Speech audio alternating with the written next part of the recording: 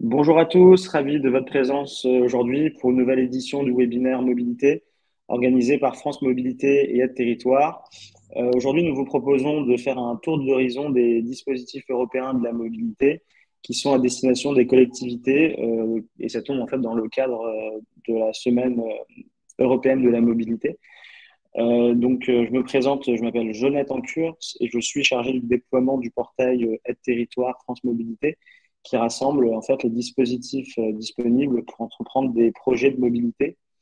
Je remercie tous nos intervenants qui vont animer les 2 prochaines heures de ce webinaire.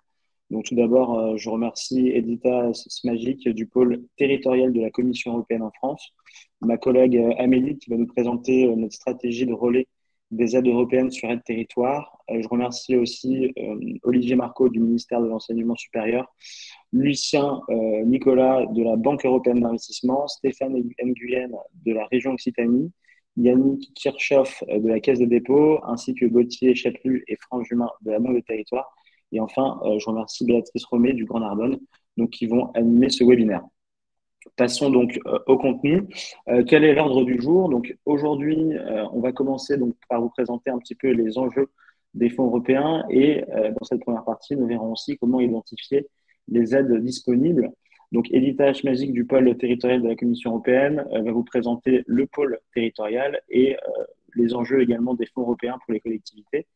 Ensuite, je vais me charger de vous présenter Aide.France Mobilité, qui est le portail en fait des aides disponibles dans la mobilité. Et enfin, pour conclure, ma collègue Amélie va vous présenter notre stratégie de relais des aides européennes sur aide territoire. Ensuite, on va passer donc à la partie 2. Dans cette partie-là, c'est vraiment les retours des porteurs des dispositifs. Donc, Olivier Marco du ministère de l'enseignement supérieur et de la recherche va nous présenter Horizon Europe, qui soutient la recherche et l'innovation européenne. D'ailleurs, il y a un volet d'Horizon Europe qui porte sur la mobilité, qui vise notamment aussi à optimiser le numérique et la neutralité carbone. Ensuite, Nicolas Lucien de la Banque européenne d'investissement nous présentera la BEI et les aides qu'ils peuvent apporter aux collectivités. Ça sera alors au tour de Stéphane Nguyen de la région Occitanie nous proposera un retour sur 14-20, notre mobilité et les mobilités de prise en charge des mobilités douces. Il nous présentera aussi les spécificités de l'utilisation React EU sur les mobilités douces. Et enfin, il finira par le programme 21-27 et les types d'investissements soutenus et les financements prévus et l'articulation qu'il y a avec le plan vélo de la région Occitanie. Ensuite, nous laisserons la parole à la Caisse des dépôts et à la Banque des territoires. Yannick Kirchhoff de la Caisse des dépôts nous présentera le dispositif alternatif Fuels Infrastructure Facility, pour lequel ils sont partenaires de mise en œuvre. Et ensuite, Gauthier Chapelu et Franz Jumin, de la Banque des territoires, nous évoquerons également 2 projets ayant bénéficié de dispositifs européens, donc le projet de Dijon Métropole et du Grand Belfort. Et enfin, dans la troisième partie, qui est une partie retour d'expérience, donc le Grand Narbonne, en particulier Béatrice Romé nous présentera le retour d'expérience de leur mise en place des 11 km de pistes cyclables qui ont été soutenues par le FEDER. Donc, comme vous l'avez vu, toutes ces interventions, elles vont être suivies à chaque fois par un temps de questions-réponses. N'hésitez pas, vous avez en bas à droite un onglet pour poser vos questions et nos intervenants y répondront à l'écrit et également pendant les phases à la fin de chaque partie en 5 minutes, à la fin de chaque grande partie. Si vous avez des soucis, que ce soit pour la connexion ou si vous souhaitez interagir, n'hésitez pas à utiliser l'onglet chat en bas à droite. Écoutez, je crois que j'ai tout dit, donc je vais laisser sans plus attendre la parole à Edita Smagic, du pôle territorial pour la suite. Merci Jonathan, donc bonjour à tous. Donc je travaille au bureau de la représentation de la Commission européenne à Marseille et je suis là aujourd'hui, donc comme Jonathan l'a évoqué, pour vous présenter une initiative très spécifique qui a été lancée au sein de la représentation de la Commission européenne en France, donc le pôle territorial, qui est un service dédié aux collectivités locales françaises, et évoquer avec vous brièvement les enjeux enjeux des fonds européens et notamment dans le cadre des projets mobilité. Donc, juste brièvement, quelques mots d'introduction. Comme je le disais, je travaille à la représentation de la Commission européenne en France.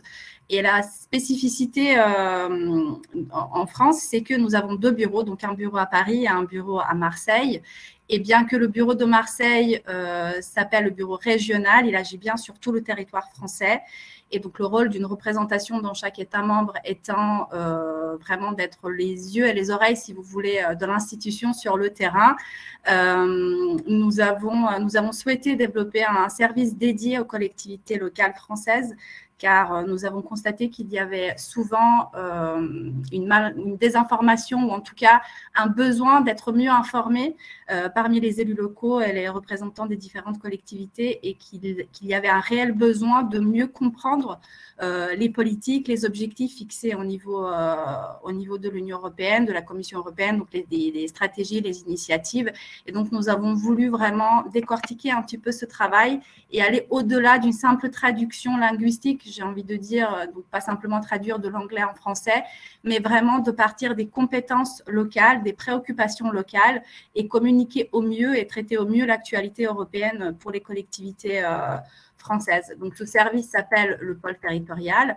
Je vous ai préparé ici une petite vidéo qui va vous expliquer justement l'idée et le fonctionnement. L'Europe des communes. 96% des maires de France souhaitent être mieux informés sur l'Union européenne, 96% des maires de ses France politiques, souhaitent être mieux ainsi informés que sur les financements disponibles pour soutenir leurs projets communaux. ainsi que sur les financements disponibles pour soutenir leur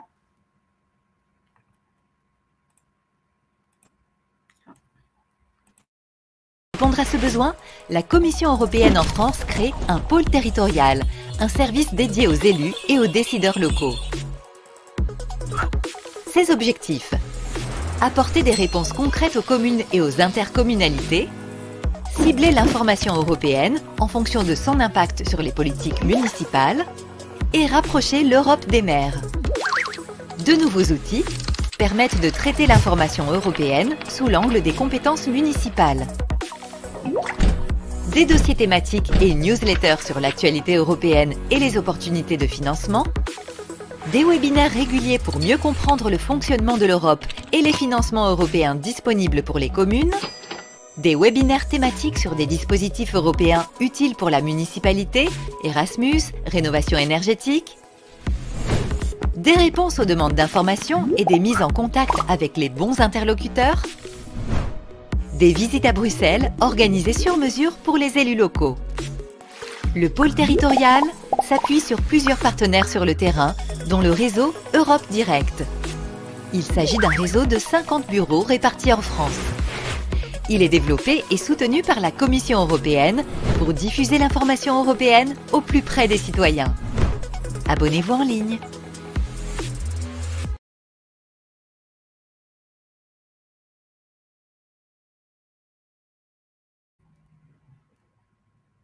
Voilà, donc comme ici, je vous ai mis des liens que vous pouvez directement accéder à nos pages web. Donc, n'hésitez pas à consulter l'espace dédié, à vous abonner à notre lettre d'information et afin d'être certain d'avoir toutes les actualités et en tout cas toutes les mises à jour que nous communiquons vraiment régulièrement à l'intention des collectivités. Donc, tout ceci pour vous dire que en France, il y a cette opportunité, il y a cette possibilité d'avoir des relais vraiment directs et notamment des représentants de la Commission européenne qui sont à Paris et notamment à Marseille. Donc, vraiment, à travers ce service qui est dédié aux collectivités et qui a été mis en place pour justement vous permettre de mieux comprendre les enjeux, les politiques qui sont mises en place et de vous faciliter l'accès également au financement, bien entendu, et en tout cas de vous mettre en relation avec les bons interlocuteurs parce que nous ne pouvons pas évidemment tout faire tout seul, mais Mais en tout cas, nous essayons de vous mettre en lien avec les bonnes personnes qui vous accompagneront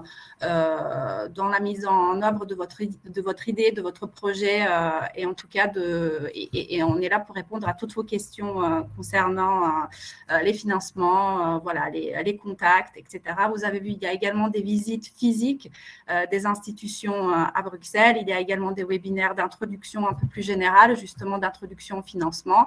Et puis, il y a des webinaires plus thématiques, plus spécifiques, comme celui d'aujourd'hui, où nous vraiment traitons un sujet bien spécifique, mais comme je l'ai dit au début et comme cela a été évoqué dans la présentation, vraiment toujours en partant des compétences et des préoccupations locales.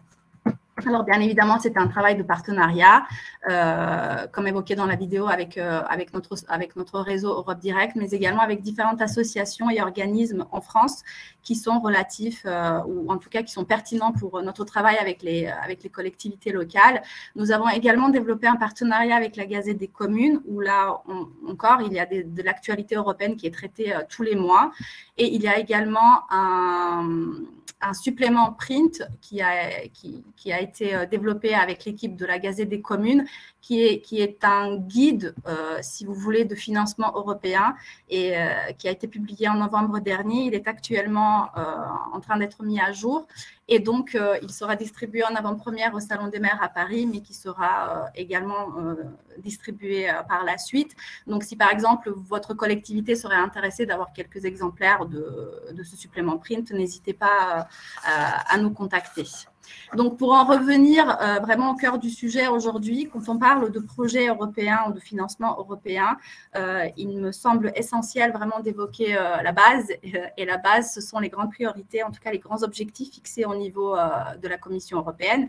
Ces grandes priorités politiques, comme on les appelle, sont, on va dire, mises à jour, renouvelées en tout cas à chaque nouvelle prise de position de l'exécutif de la Commission européenne, bien qu'ils ne changent pas fondamentalement tous les 5 ans, mais en tout cas, ils reflètent vraiment l'actualité du terrain dans les États membres et des besoins.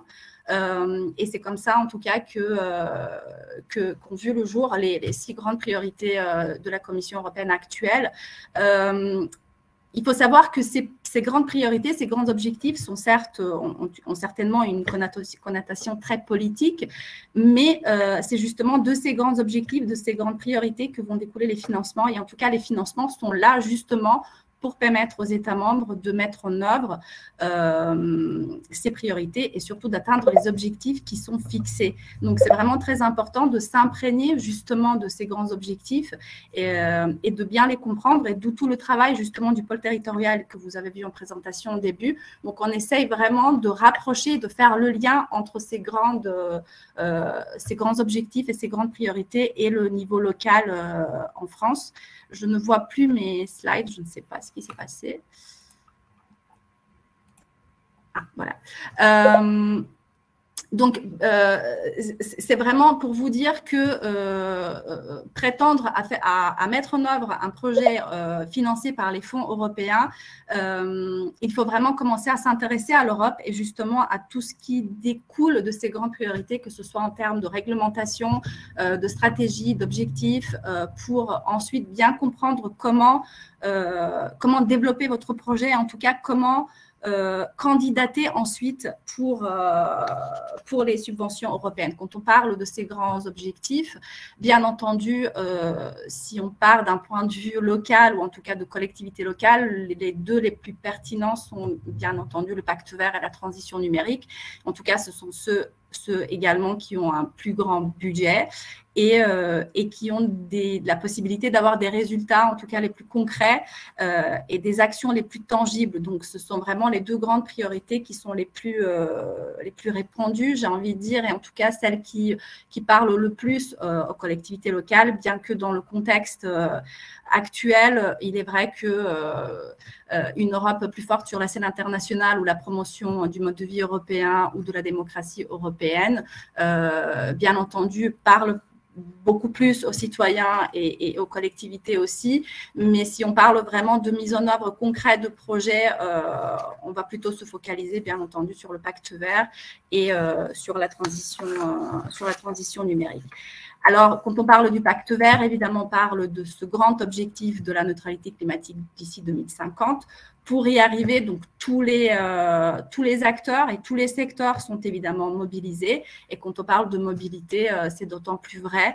Et les collectivités sont vraiment les premières en ligne de mire, j'ai envie de dire, de transformation et d'action. Car d'une part, ce sont les collectivités qui vont transmettre les messages aux citoyens sur leur territoire, mais ce sont également les collectivités qui sont les premières à mettre en œuvre, à être les bons exemples de transformation, si vous voulez, en tout cas à montrer l'exemple via justement la mise en place de nouvelles initiatives, voilà, que ce soit de réduction de consommation d'énergie ou en termes de mobilité. Ce sont vraiment les collectivités sur lesquelles on compte le plus, et en tout cas pour la Commission européenne, les collectivités sont les partenaires incontournables dans la mise en œuvre de ces priorités et pour atteindre les objectifs qui sont fixés. Alors évidemment, pour arriver à cette neutralité climatique, des subventions sont nécessaires. En tout cas, il faut beaucoup d'investissements. Et donc, il y a d'une part le budget européen, il y a les fonds européens, il y a les fonds publics, en tout cas les investissements publics et les investissements nationaux, mais il ne faut pas oublier non plus comment on appelle les instruments financiers, c'est-à-dire les prêts, surtout pour les projets de mobilité. Ce sont des possibilités de financement qui sont très intéressantes et je pense que tout à l'heure, vous aurez une présentation de la BEI à ce sujet. Souvent, les collectivités sont assez réticentes à l'idée d'emprunter de l'argent, mais sachez que pour les projets vraiment très structurants ou en tout cas pour des parcs, par exemple des flottes de bus à hydrogène ou bus électriques ou pour équiper votre collectivité en tramway, etc. Ce sont vraiment des solutions de financement qui sont extrêmement intéressantes et en tout cas à votre disposition pour parvenir arriver à mettre en œuvre les ambitions de votre collectivité. Quand on parle de priorités politiques et donc de grands objectifs politiques, je vous disais tout à l'heure, il y a le budget qui est mis en place. Donc, ce budget est revu tous les 7 ans et il reflète bien ces nouvelles priorités, ces nouveaux objectifs. Donc, il y a des enveloppes qui sont vraiment dédiées spécifiquement à chaque priorité. Comme je vous le disais tout à l'heure, bien entendu, le pacte vert vraiment dispose de la plus grande enveloppe. Je ne vais pas m'attarder vraiment sur le détail des fonds. Je sais que vous aurez des présentations très détaillées tout à l'heure, mais vraiment juste pour brièvement, je dirais, expliquer ou en tout cas dire d'une façon très brute, quand vous pensez au financement européen et quand vous envisagez de mettre en œuvre un projet sur votre territoire, je dirais que si votre projet a plutôt une envergure locale, ou en tout cas si vous cherchez des projets plutôt de développement et de cohésion de territoire, vous vous orientez plutôt vers les fonds structurels qui sont en gestion partagée et en tout cas qui sont, donc des enveloppes sont confiées aux États et aux autorités de gestion. Donc votre interlocuteur principal sera votre autorité de gestion et donc dans la plupart des cas, ce sont les conseils régionaux. Si en revanche, votre projet est plutôt d'envergure, je dirais, dépasse l'échelon local et vous cherchez plutôt des projets de coopération et d'innovation, vous vous orientez plutôt vers des programmes thématiques ou sectoriels qui, eux, sont gérés directement par la Commission européenne ou plutôt par les agences. Ou en tout cas, votre interlocuteur seront les points de contact nationaux qui, eux, seront à même aussi de vous guider, de vous aider, en tout cas de vous accompagner dans le développement de votre idée et de votre projet. Alors, je précise juste que pour les programme sectoriel, la concurrence est quand même un peu plus rude dans le sens où les appels à projets sont au niveau des 27, donc, et pas uniquement dans votre région comme serait le cas pour les fonds structurels. Ici, brièvement, je ne vais pas m'attarder, c'était juste pour compléter la fiche des fonds, donc pour rappeler qu'il y a eu aussi des instruments qui ont été mis en place pour la relance économique, donc des instruments post-crise Covid, donc des enveloppes supplémentaires ont été mises à disposition des États membres pour justement relancer l'économie, avec l'idée derrière d'avoir une Europe plus forte, plus résiliente, plus verte et plus numérique. Et dans ce même contexte, donc le plan de relance, alors à ma connaissance, il n'y a pas d'appel actuel pour des projets de mobilité dans le cadre du plan de relance, mais c'était juste pour rappeler que évidemment il y a une enveloppe conséquente, 100 milliards pour la France, 40% financés par l'Union européenne, dont 30 milliards pour la transition écologique. Et avec énormément de projets pour la mobilité dans les collectivités françaises. Ceci est pour compléter mes propos sur les fonds. Je voudrais juste rappeler qu'au-delà vraiment de penser qu'au financement, et de toujours visualiser, je dirais, les initiatives au niveau de l'Union européenne en termes de vraiment subventions et de projets qui sont financés. N'hésitez pas à vous mobiliser dans différents réseaux, à participer aux différentes initiatives qui sont vraiment très utiles pour vous inspirer, pour partager les expériences, pour créer des partenariats. Nous sommes actuellement en pleine semaine de la mobilité qui est une vraiment extraordinaire opportunité pour les collectivités dans toute l'Union européenne pour justement montrer leurs ambitions en termes de mobilité, d'initiatives. Et c'est toujours des points gagnés, j'ai envie de dire, pour vos candidatures ensuite pour les subventions européennes. Typiquement, les collectivités, dans le cadre de la Semaine européenne de la mobilité, organisent des ateliers sur la mobilité, organisent des animations autour de pistes cyclables, organisent des expositions de voitures électriques, etc. Et donc, c'est vraiment aussi une opportunité déjà de montrer aux autres ce que vous faites dans votre collectivité, mais aussi de s'inspirer de ce qui a été fait ailleurs, ce qui peut être vraiment très utile. Et aujourd'hui, se déroule également, a démarré en tout cas, ont démarré les journées de la mobilité urbaine à Berne, en République tchèque. Donc, vraiment, le contexte vous permet cette semaine d'avoir plein d'idées un peu partout et de vous inspirer d'autres exemples. Et au-delà des semaines de la mobilité et des journées de la mobilité urbaine, il y a également le label des capitales européennes vertes. Donc, nous avons 2 lauréats en France, Nantes et Grenoble, qui ont été justement récompensés pour leurs ambitions en termes de transition énergétique et climatique, et notamment pour des initiatives dans le cadre de la mobilité urbaine. Donc, je vous invite vraiment à regarder un petit peu ce qui a été fait. Et puis, il y a également les missions qui ont été lancées l'année dernière par la Commission européenne et les villes, par exemple, les villes intelligentes et neutres en carbone, qui permettent aussi aux villes de s'organiser et en tout cas de mettre en œuvre plein de projets. Alors, bien que ces initiatives ne vous donnent pas accès directement au financement, mais en tout cas ouvrent beaucoup de portes pour vos futures candidatures. Et comme je le disais tout à l'heure, ce sont vraiment des excellentes plateformes d'inspiration. Je ne sais pas si j'ai utilisé tout mon temps, Jonathan, mais je pourrais continuer, mais je peux m'arrêter également. Non, mais un grand merci, Edita. Et si jamais on a encore un peu de temps, de toute façon, vous pourrez aussi conclure le webinaire, on pourra préciser tout ça. N'hésitez pas en tout cas à poser vos questions dans l'onglet questions. Et vous aurez une foire aux questions aussi donc, à l'issue du webinaire. Et donc, vous aurez d'ailleurs les contacts aussi de nos intervenants. Je vais essayer d'être le plus bref possible. Je vais maintenant vous présenter le portail France Mobilité et Aide Territoire, sur lequel vous allez trouver les dispositifs en mobilité, en particulier les dispositifs des aides disponibles donc européennes. Avant ça, un bref mot sur Aide Territoire, donc, et notamment la genèse du partenariat entre France Mobilité et Aide Territoire. Donc, Aide Territoire, c'est une start-up d'État, donc ça veut dire que c'est un service public gratuit avec une équipe autonome qui développe à chaque fois une solution numérique pour répondre à un problème d'ordre public, et on a une approche à chaque fois centrée utilisateur.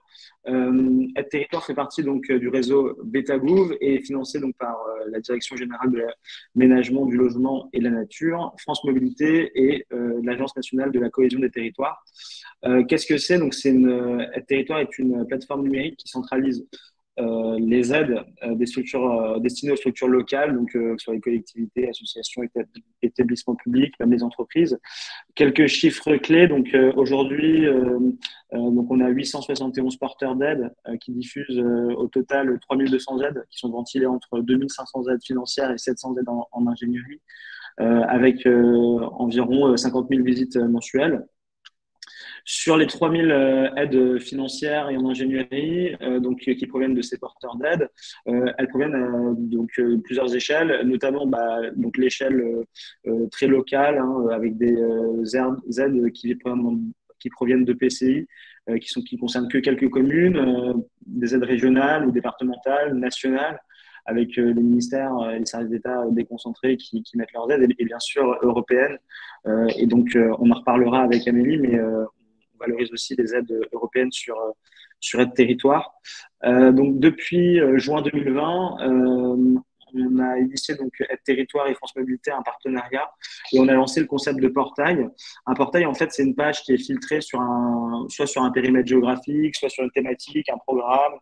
Et donc ici, c'est vraiment un portail qui est filtré sur la mobilité. Donc vous aurez ici toutes les aides disponibles pour la mobilité. Il est disponible donc à l'adresse aide.francemobilité.fr. Aujourd'hui, on a 320 aides disponibles, à la fois des aides financières et des aides en ingénierie. Et grâce à un filtre, que ce soit bénéficiaire, un filtre bénéficiaire où on peut filtrer par collectivité, entreprise, association ou par sous-thématique de la mobilité. C'est beaucoup plus facile en fait pour vous de trouver les aides auxquelles vous pouvez prétendre. Donc une fois qu'on va sur la fiche aide, vous pouvez comprendre facilement la nature de l'aide et candidater bien sûr en cliquant sur contact et en allant en fait sur la page directement du porteur d'aide pour candidater en fait à l'aide. Je fais une démonstration hyper rapide, en gros pour vous montrer quand même la page à quoi elle ressemble. Hop. Ici, donc, je suis sur le portail aide.france mobilité. Vous avez, comme je vous le disais, les différents filtres territoriaux par type de structure ici, thématiques, avec les sous-thématiques donc de la mobilité. Et vous avez les fiches aide en dessous. Je ne vais pas les détailler simplement parce que Amélie va le faire. Vous avez ici plus de critères. Donc, ça veut dire que si le cartouche ici ne suffit pas, j'arrive pas à cliquer dessus. C'est pas grave. En tout cas, vous avez la possibilité d'aller encore plus loin et de filtrer plus précisément pour trouver vraiment l'aide qui va correspondre à votre projet. Ici, ce bouton-là, créer une alerte, vous permet vous allez pré-remplir vos filtres et en fait, vous allez appuyer sur créer une alerte et vous allez pouvoir recevoir par mail une alerte une fois qu'une aide correspond aux critères que vous aurez enregistrés. Voilà, je repasse rapidement sur la présentation avec ici. Voilà. Donc, je vous ai fait la démo de aide.francemobilité. On a également un blog qui est disponible. Vous aurez dans la présentation le lien qui renvoie vers ce blog. Mais en fait, ce blog, c'est un centre de ressources où vous pouvez à la fois retrouver tous les webinaires thématiques, notamment aujourd'hui sur l'Europe et les mobilités, sur France Relance, sur plein de différentes thématiques. Et vous aurez d'ailleurs aussi donc le lien à la fin du webinaire qui redirige vers ce blog et notamment le replay avec la présentation du webinaire. Pour finir, je voulais encore vous présenter une dernière chose qui est en fait le compte d'aide territoire, utilisateur d'aide territoire. Ce compte-là, en fait, il va vous permettre de renseigner les projets. Par exemple, si vous voulez mettre en place une piste cyclable, vous pouvez créer le projet, mettre en place une piste cyclable sur aide territoire et affecter toutes les aides qui vont correspondre à ce projet. L'idée, voilà, vous pouvez sauvegarder vraiment ces aides dans votre projet. Sur ce compte utilisateur, vous pouvez aussi inviter dans votre équipe au sein de votre collectivité des collègues et pour qu'ils puissent suivre également le projet et que vous puissiez plus facilement identifier ensemble les aides disponibles.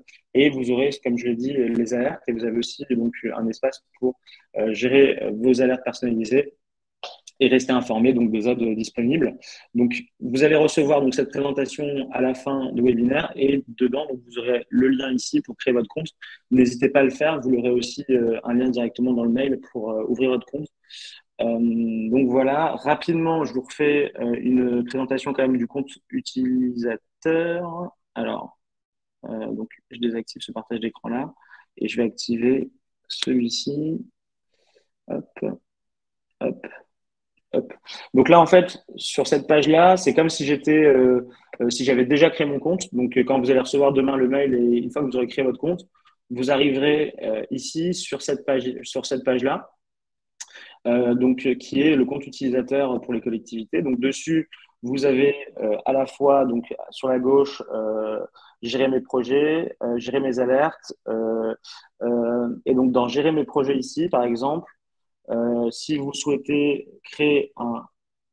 Hop, je comprends pas, en fait, mon clavier est bloqué. C'est bizarre, j'arrive plus à cliquer sur les... Hop, si j'ouvre sur un nouvel onglet, par contre, il faudra que j'arrête le partage. J'ai un souci de clavier, mais c'est pas très grave. Je comprends pas pourquoi j'arrive pas à cliquer en fait. Ok.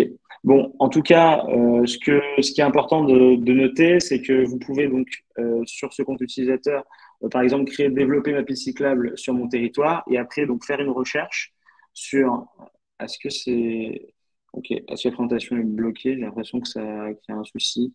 En tout cas, vous pourrez donc vous naviguer en fait sur aide territoire et sélectionner toutes les aides qui correspondent à votre projet.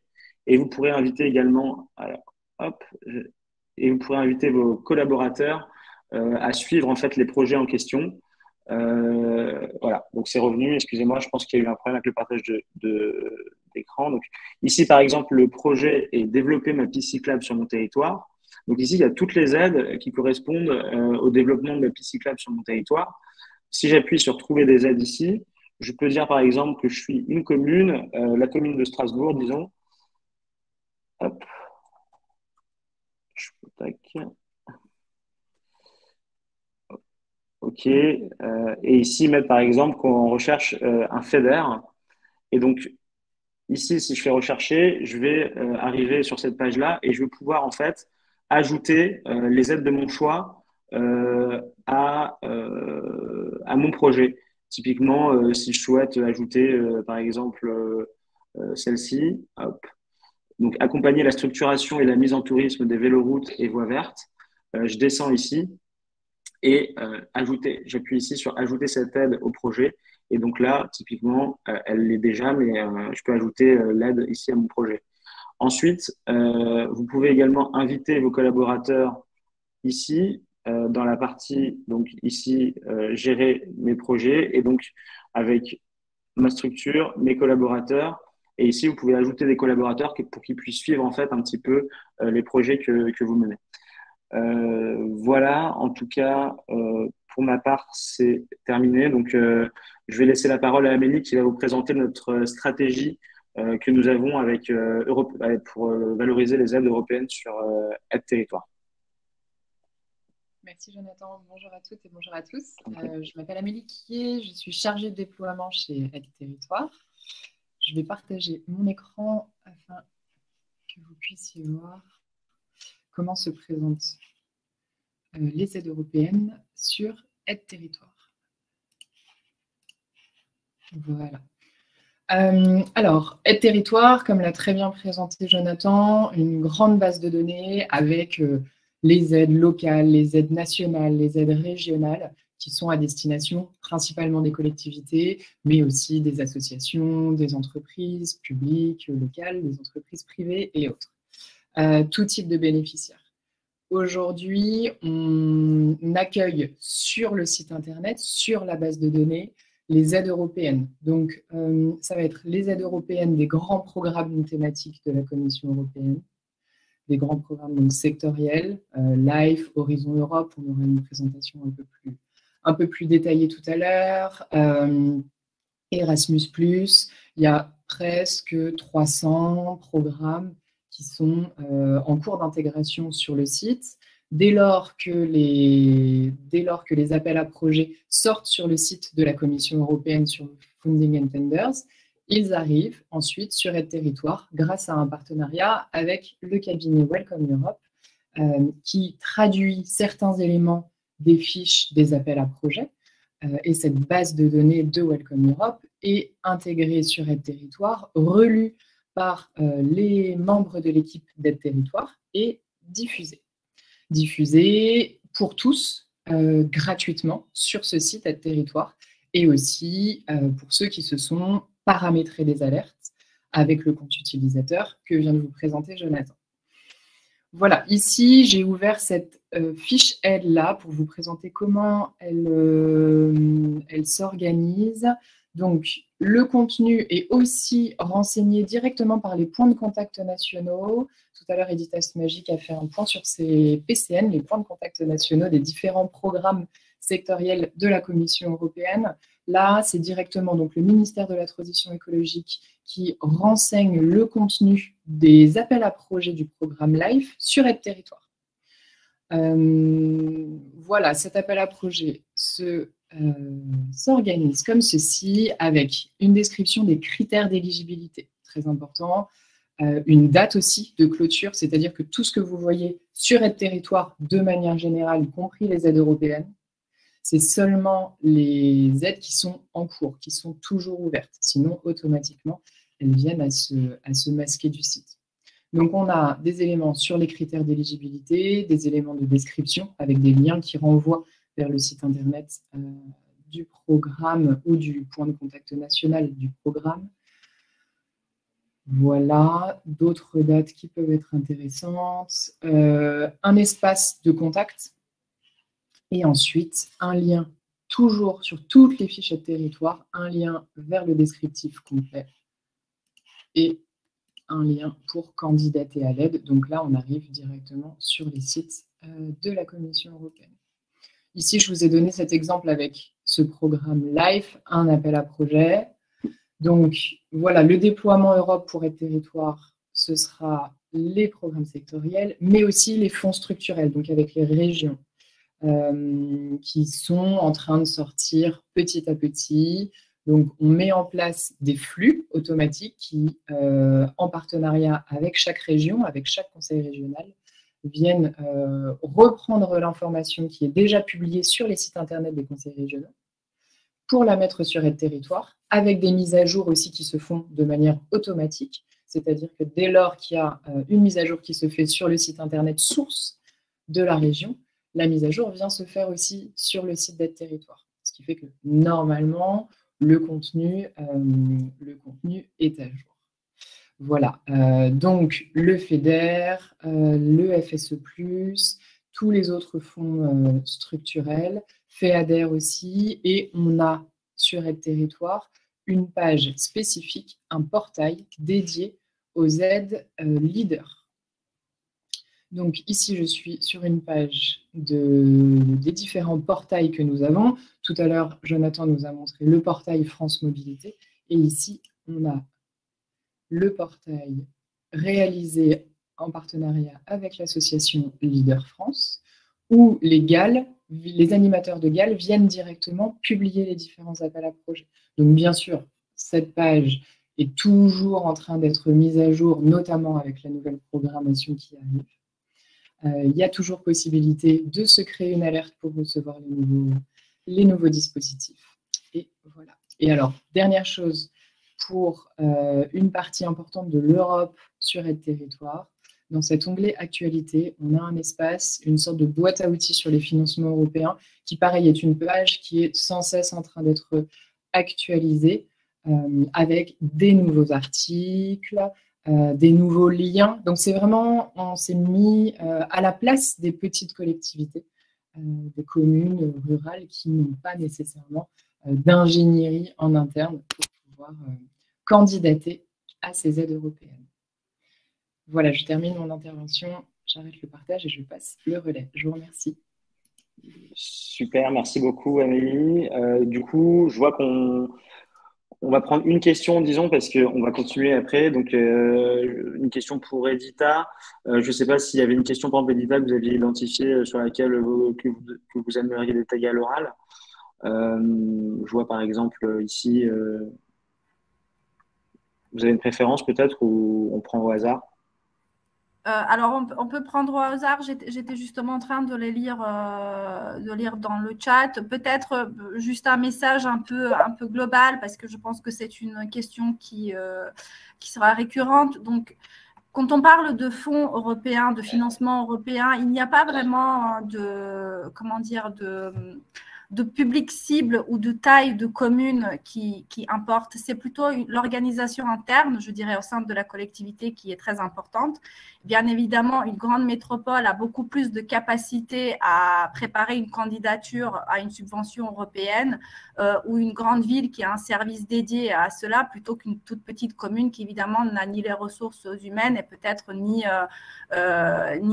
les techniciens nécessaires justement pour ce type de dossier. Donc, c'est vraiment plutôt une question d'organisation. C'est pour ça qu'il est toujours plus intéressant pour les toutes petites communes de s'associer avec d'autres ou de le faire en agglomération, par exemple. Et en tout cas, vraiment un message général. Donc, c'est vraiment, les fonds sont ouverts à tous. Donc, ce n'est pas, je me répète, ce n'est pas une question de taille de commune, c'est vraiment une question d'organisation et de projet, j'ai envie de dire. Et notre conseil, c'est vraiment de vous rapprocher de vos autorités de gestion pour ce qui est du FEDER, par exemple, ou en tout cas des fonds structurels qui, elles, sauront vous guider aussi en termes de priorités qui sont dans les programmes opérationnels et donc sur les futurs appels à projets pour vous préparer à anticiper votre projet et votre candidature et en tout cas de rentrer dans les clous, si vous voulez, de cet appel. Et puis, pour ce qui est des fonds thématiques, comme je le disais tout à l'heure, et Amélie l'a évoqué aussi, donc les points de contact nationaux, ou en tout cas les services qui sont là via différentes agences ou les contacts qui sont là pour les différents fonds structurels ou thématiques, sont là également pour vous accompagner, pour vous aider. Et je tiens juste à préciser que nous sommes la Commission européenne, donc le pôle territorial est un service de la Commission européenne, donc nous ne pouvons pas vous accompagner dans l'ingénierie de projet parce qu'il y a clairement un conflit d'intérêts. Mais en tout cas, on fait vraiment de notre mieux pour vous guider vers le financement, si vous voulez, le plus adéquat pour votre projet. On est à votre écoute et pour vous aider justement à contextualiser votre ambition, votre projet dans ces grands objectifs politiques et vous diriger vers les bons interlocuteurs. Voilà. Merci, très, très, très bien. Et du coup, on va peut-être continuer sur la suite. Une dernière question. Je vois Aide France Mobilité. Donc, Aide.France Mobilité, est-il possible d'intégrer une recherche liée à son territoire de référence? Tout à fait. Sur tous les portails d'ailleurs et sur Aide Territoire y compris. Concernant le site Aide Territoire, s'agit-il d'aide exclusivement européenne? Non. Comme on disait tout à l'heure, les porteurs sont à la fois des porteurs locaux, départementaux, régionaux, nationaux et européens. Donc, vous trouverez vraiment un large panel de dispositifs. Je vous propose, du coup, pour les autres questions qu'il y a, on a donc Edita qui va pouvoir y répondre à l'écrit dans l'onglet questions. Comme ça, vous aurez vos réponses. Et je laisse sans plus attendre, un grand merci Edita pour votre intervention. Et je laisse sans plus attendre la parole, du coup, à Olivier Marco du ministère de l'Enseignement supérieur et de la Recherche qui va nous présenter Horizon Europe. Merci, bonjour. Donc, au ministère de l'Enseignement supérieur et de la Recherche, nous pilotons le suivi du programme sectoriel Horizon Europe. C'est donc un programme de recherche et d'innovation. On vous a dit tout à l'heure qu'il y avait différents types de programmes. Alors, un programme de recherche et d'innovation, il développe évidemment le travail sur recherche et innovation, ça paraît évident, mais je veux dire, son but, c'est pas directement de financer des équipements ou des infrastructures, mais c'est bien de financer les moyens humains, techniques, pour mener des actions de recherche et d'innovation, sachant que ces actions peuvent financer toutes sortes d'entités qui sont situées dans les États membres et associés de l'Union européenne. Donc ça comprend des collectivités, ça peut comprendre des PME, des startups, donc entités publiques ou privées, universités, écoles, tout ce que vous pouvez imaginer qui a en fait une entité juridique dans l'Union. Alors, vous allez me dire, mais pourquoi est-ce qu'une collectivité territoriale, par exemple, voudrait s'engager dans un programme de recherche et d'innovation? En fait, vous allez avoir plusieurs raisons. D'une part, ça peut être pour améliorer la visibilité de son territoire à l'échelle européenne, puisque s'engager dans un programme européen, ça fait connaître son territoire pour les autres États membres. Ça peut améliorer l'attractivité pour attirer des entreprises innovantes qui vont vouloir s'installer sur votre territoire parce que d'un seul coup, elles ont pris connaissance de ce que vous y faites et qu'elles pensent que ça va leur apporter quelque chose. Ça peut être une façon d'attirer un public très spécialisé, les chercheurs, les ingénieurs, voire des étudiants, pour lesquels vous pensez qu'ensuite vous avez un intérêt à les conserver dans votre territoire pour le dynamiser. et par exemple créer de l'emploi qualifié, puisque les subventions européennes qui financent les programmes de recherche et innovation donnent de l'argent pour financer notamment des salaires et des équipements de recherche, et donc sur plusieurs années, puisqu'en général les programmes de recherche et innovation durent 4 à 5 ans à peu près, ça dépend des projets, mais c'est l'ordre de grandeur. Alors pour participer, vous pouvez participer à la fois en devenant partenaire d'un programme de recherche et d'innovation. Donc là, ces projets, en général, ils ont un certain nombre de partenaires, on va dire, ça peut être 10, ça peut être 20 si c'est un très très gros projet, ça peut être un peu moins, dont en tout cas le minimum c'est d'avoir au moins 3 entités dans 3 États membres ou associés de l'Union européenne. Et donc, vous pouvez devenir partenaire, donc ça ne veut pas dire que c'est vous qui allez dès le départ monter un projet, parce que vous savez, je ne vais pas vous le cacher, c'est d'une grande complexité, mais rejoindre un projet de recherche et d'innovation, par contre, en tant que partenaire, en offrant des possibilités, c'est beaucoup plus simple, parce que ça veut dire qu'à la base, ce n'est pas vous qui allez écrire le projet, et à ce moment-là, ça réduit de beaucoup la difficulté et le coût d'entrée.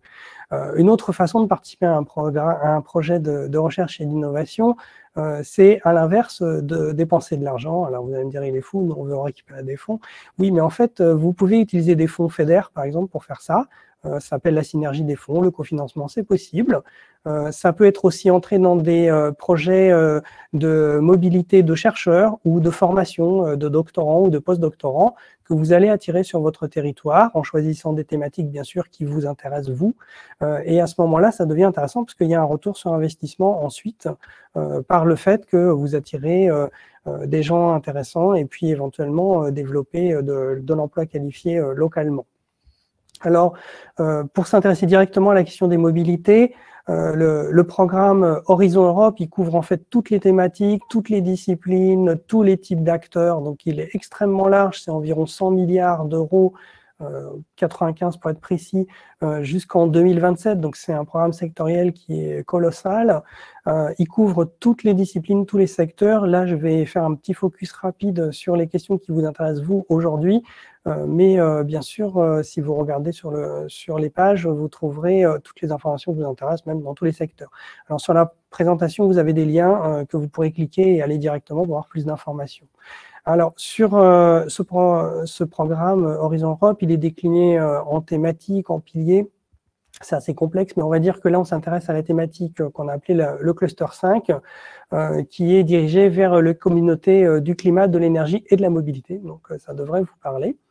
Dedans, dans le programme qui a été développé pour les années 2023 et 2024, parce que c'est cyclique, à peu près tous les 2 ans, on remet un certain nombre de thématiques nouvelles à l'honneur avec des financements qui vont avec.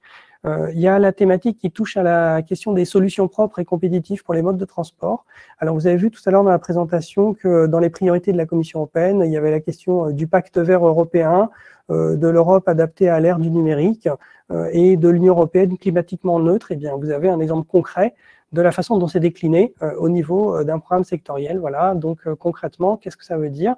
Eh bien, la Commission européenne met de l'argent pour développer des projets de recherche sur ces thématiques. Donc, par exemple, sur le transport routier avec la mobilité à émissions nulles, sur la réduction de l'impact et des émissions de l'aviation, ou encore pour des solutions propres et neutres pour le transport maritime et fluvial. Sur la question des transports sûrs et résilients, et puis ce qu'on appelle la mobilité intelligente, donc la part importante du numérique, là aussi, des programmes de recherche sont mis en œuvre à partir de l'année prochaine. Là, pour plus la question des passagers, des marchandises. Donc là aussi, je vous ai mis quelques exemples. Par exemple, accélérer la mise en œuvre de technologies et de systèmes innovants de mobilité connectée. Poursuivre le développement d'un système de transport multimodal. Alors ça peut vous intéresser, le multimodal, comment ça va se développer. Pardon, c'est passé un peu vite. Et puis, réduire le nombre d'accidents et de décès dans les transports. Alors, il y aura un certain nombre de financements qui sont liés à des sujets. Alors, j'ai juste listé un petit peu le nombre pour qu'on se rende compte, je ne pouvais pas vous les montrer.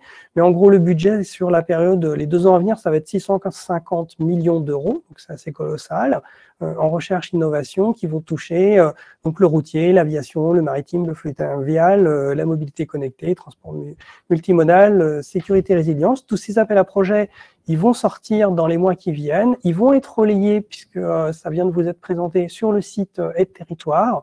Ils vont remonter petit à petit.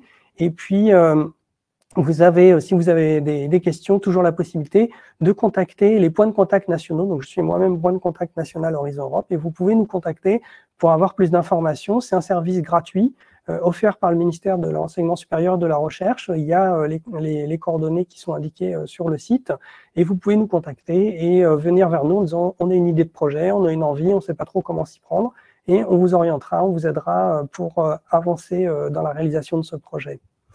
On a parlé des missions tout à l'heure, la mission ville, j'ai entendu qu'on en parlait. Alors, quelle était l'idée? L'idée, c'était, la Commission européenne s'est dit, on va essayer de faire une sorte de démonstrateur, donc à choisir 100 villes, et on va faire ce qu'on va appeler la mission des villes intelligentes et neutres en carbone. On va choisir 100 dans l'Union européenne, dans le but de les rendre climatiquement neutres d'ici 2030.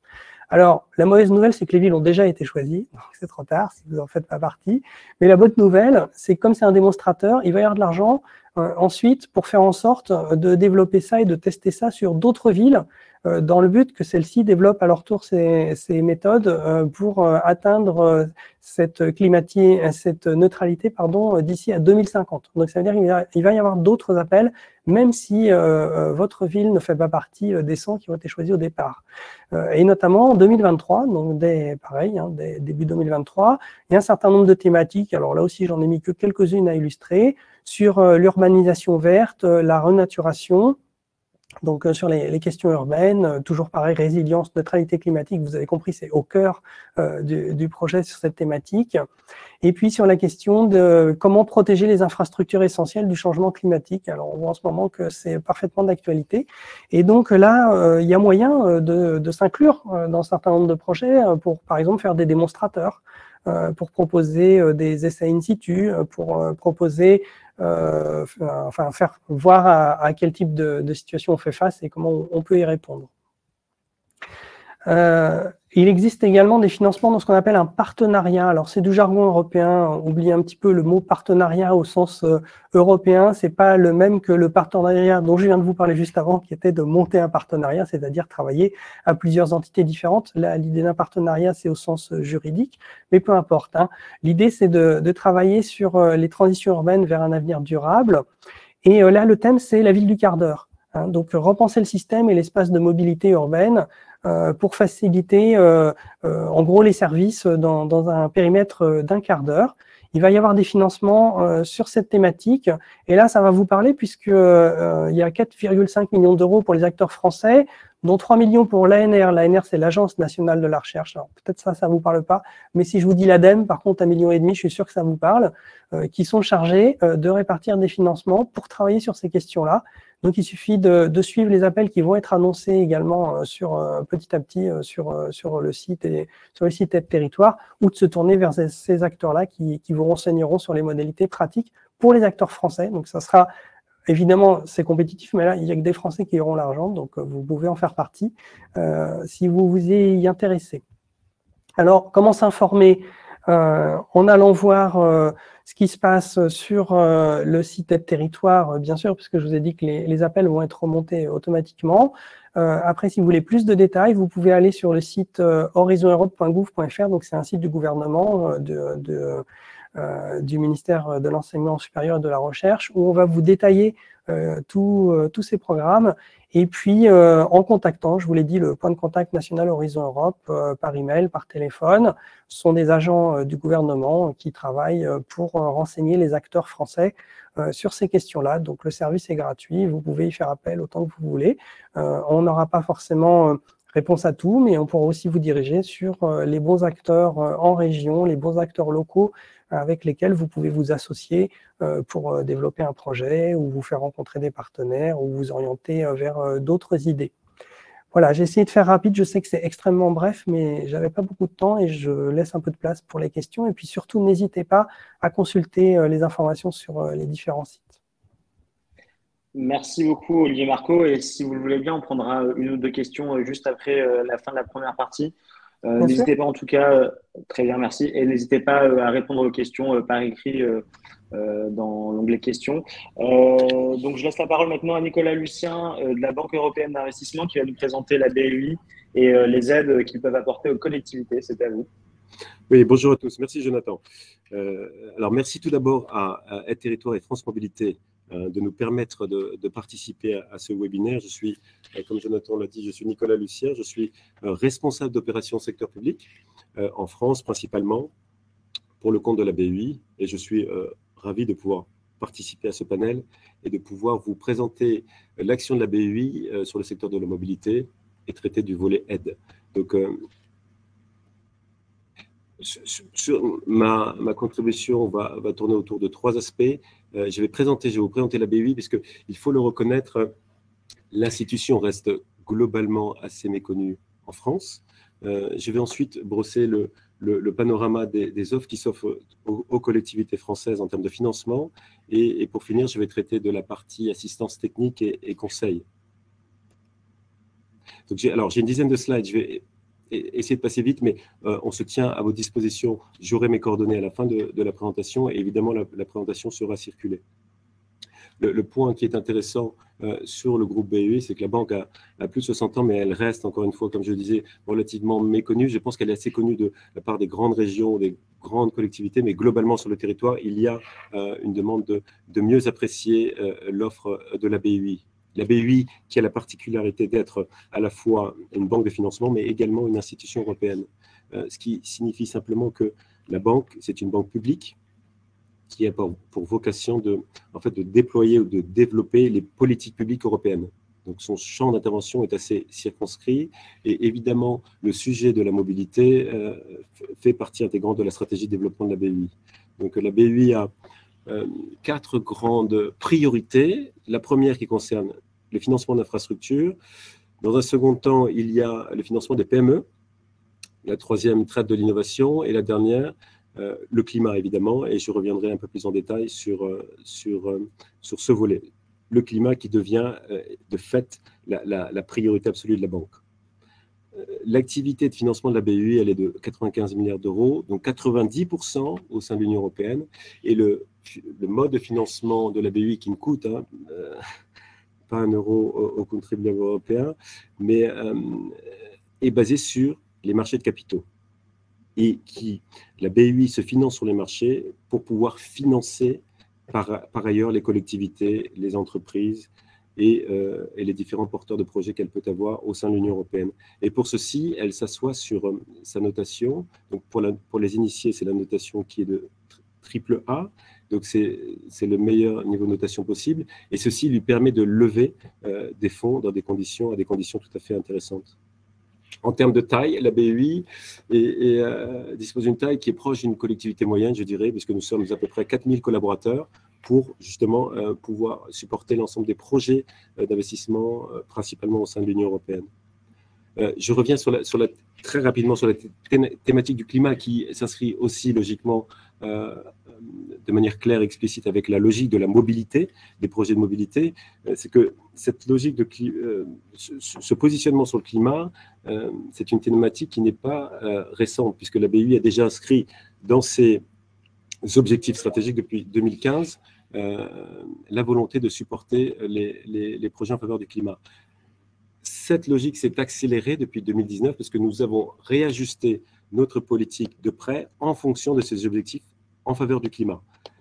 Et là, j'ai simplement présenté ici les 3 principaux objectifs. Le premier, la BEI n'a plus vocation à soutenir les projets qui mobilisent des énergies fossiles, premier objectif. Le deuxième, la BEI a, dans son portefeuille de projets à soutenir, s'engage à avoir 50% des projets qui ont un impact positif sur le climat. Donc là, je fais le lien avec la taxonomie, mais l'idée, c'est d'accentuer, de développer, de multiplier par 2 les engagements pris en faveur des projets en faveur du climat.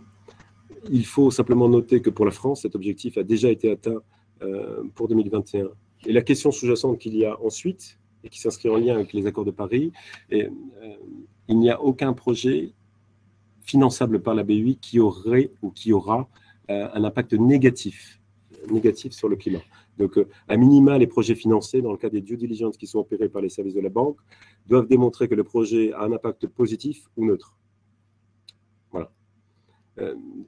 Très rapidement sur l'activité de la BEI, du groupe BEI en France, nous avons une activité qui est proche de 14 milliards d'euros.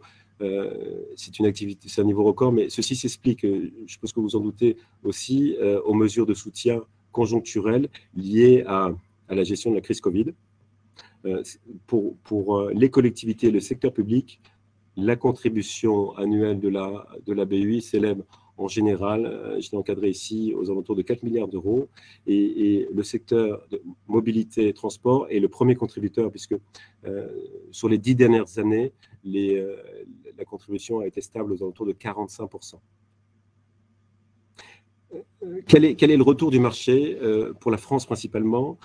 Pourquoi vient-on taper à la porte de la BEI? Ici, j'ai recensé les différents éléments qui semblent pertinents pour vous, collectivités. Donc, le premier aspect, qui est en lien avec la notation de la BEI, traite des taux d'intérêt. Globalement, les porteurs de projets publics viennent chercher la BEI pour bénéficier de conditions financières attractives. Le deuxième aspect traite plutôt de la taille des possibilités de soutien de la banque. Pour certaines collectivités en France, les plans pluriannuels présentent des niveaux d'investissement à plusieurs centaines de millions d'euros et la BEI est en capacité de se positionner, de financer une grosse partie des besoins de financement résiduels des collectivités. Et le troisième, qui est peut-être moins différenciant, du fait de l'environnement des taux que nous avons connu avant la crise en Ukraine, traite de la possibilité de la BEI d'adosser la durée de ses prêts aux actifs qu'elle finance. Donc, sur la possibilité, sur les actifs tels que sur le matériel roulant, etc., la possibilité d'aller sur des maturités supérieures ou égales à 30 ans. Quelle est la typologie de prêts à disposition des collectivités sur le français, sur le secteur de la mobilité?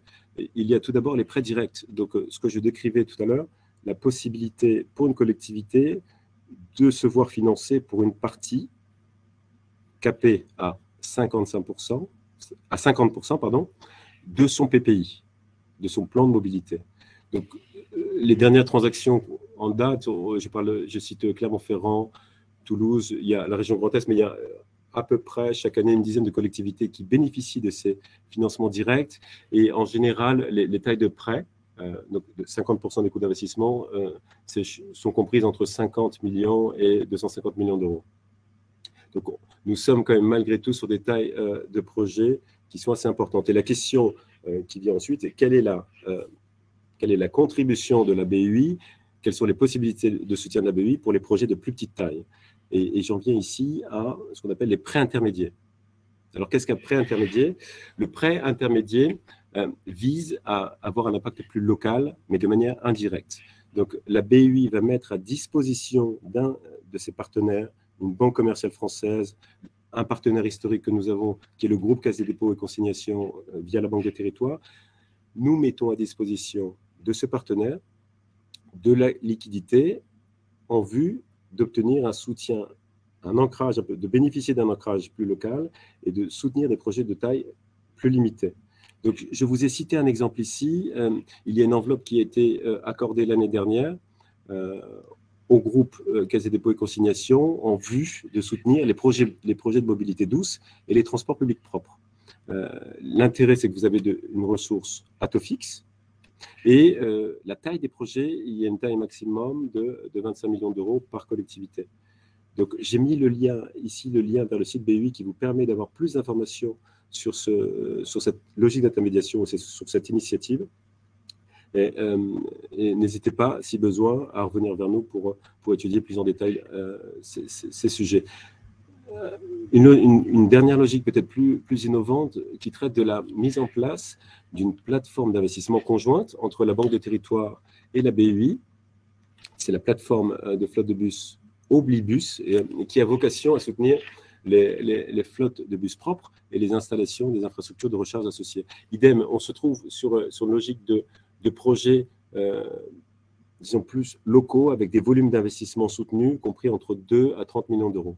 Et la logique de tout cela est de permettre, même si c'est indirect, d'accompagner l'ensemble des collectivités du territoire. Pardon. Voilà.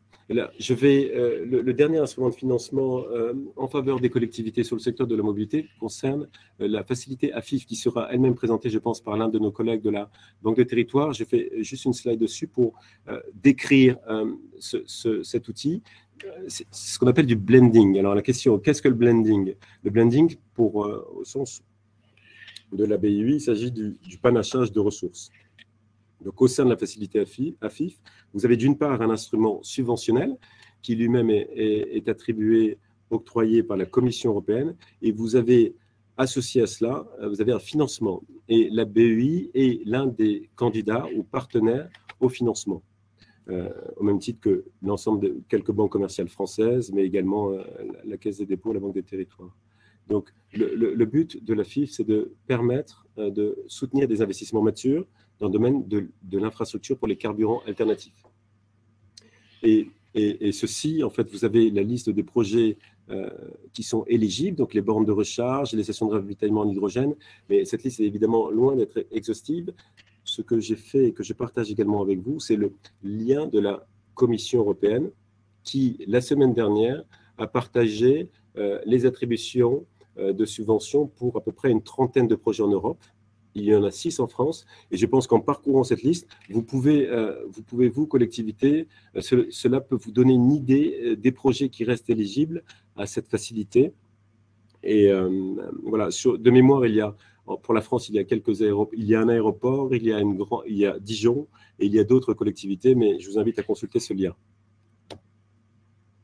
Alors, je vais traiter maintenant le troisième volet de mon intervention sur l'activité d'assistance technique et de conseil.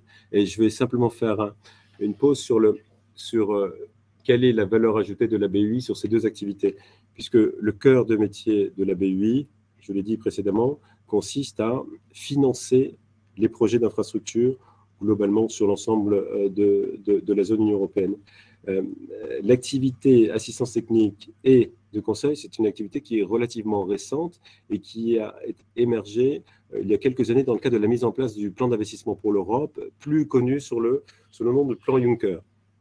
Et la volonté des États membres était d'une part de financer les projets matures, mais d'autre part d'essayer d'aider les porteurs de projets, publics, parapublics, mais également le secteur privé, les porteurs de projets européens à structurer leurs projets d'investissement, les accompagner vers l'innovation et vers le développement de stratégies innovantes, et ceci sur toutes les phases d'évolution d'un projet, donc sur la partie conceptuelle, sur la partie réalisation et sur la partie implémentation.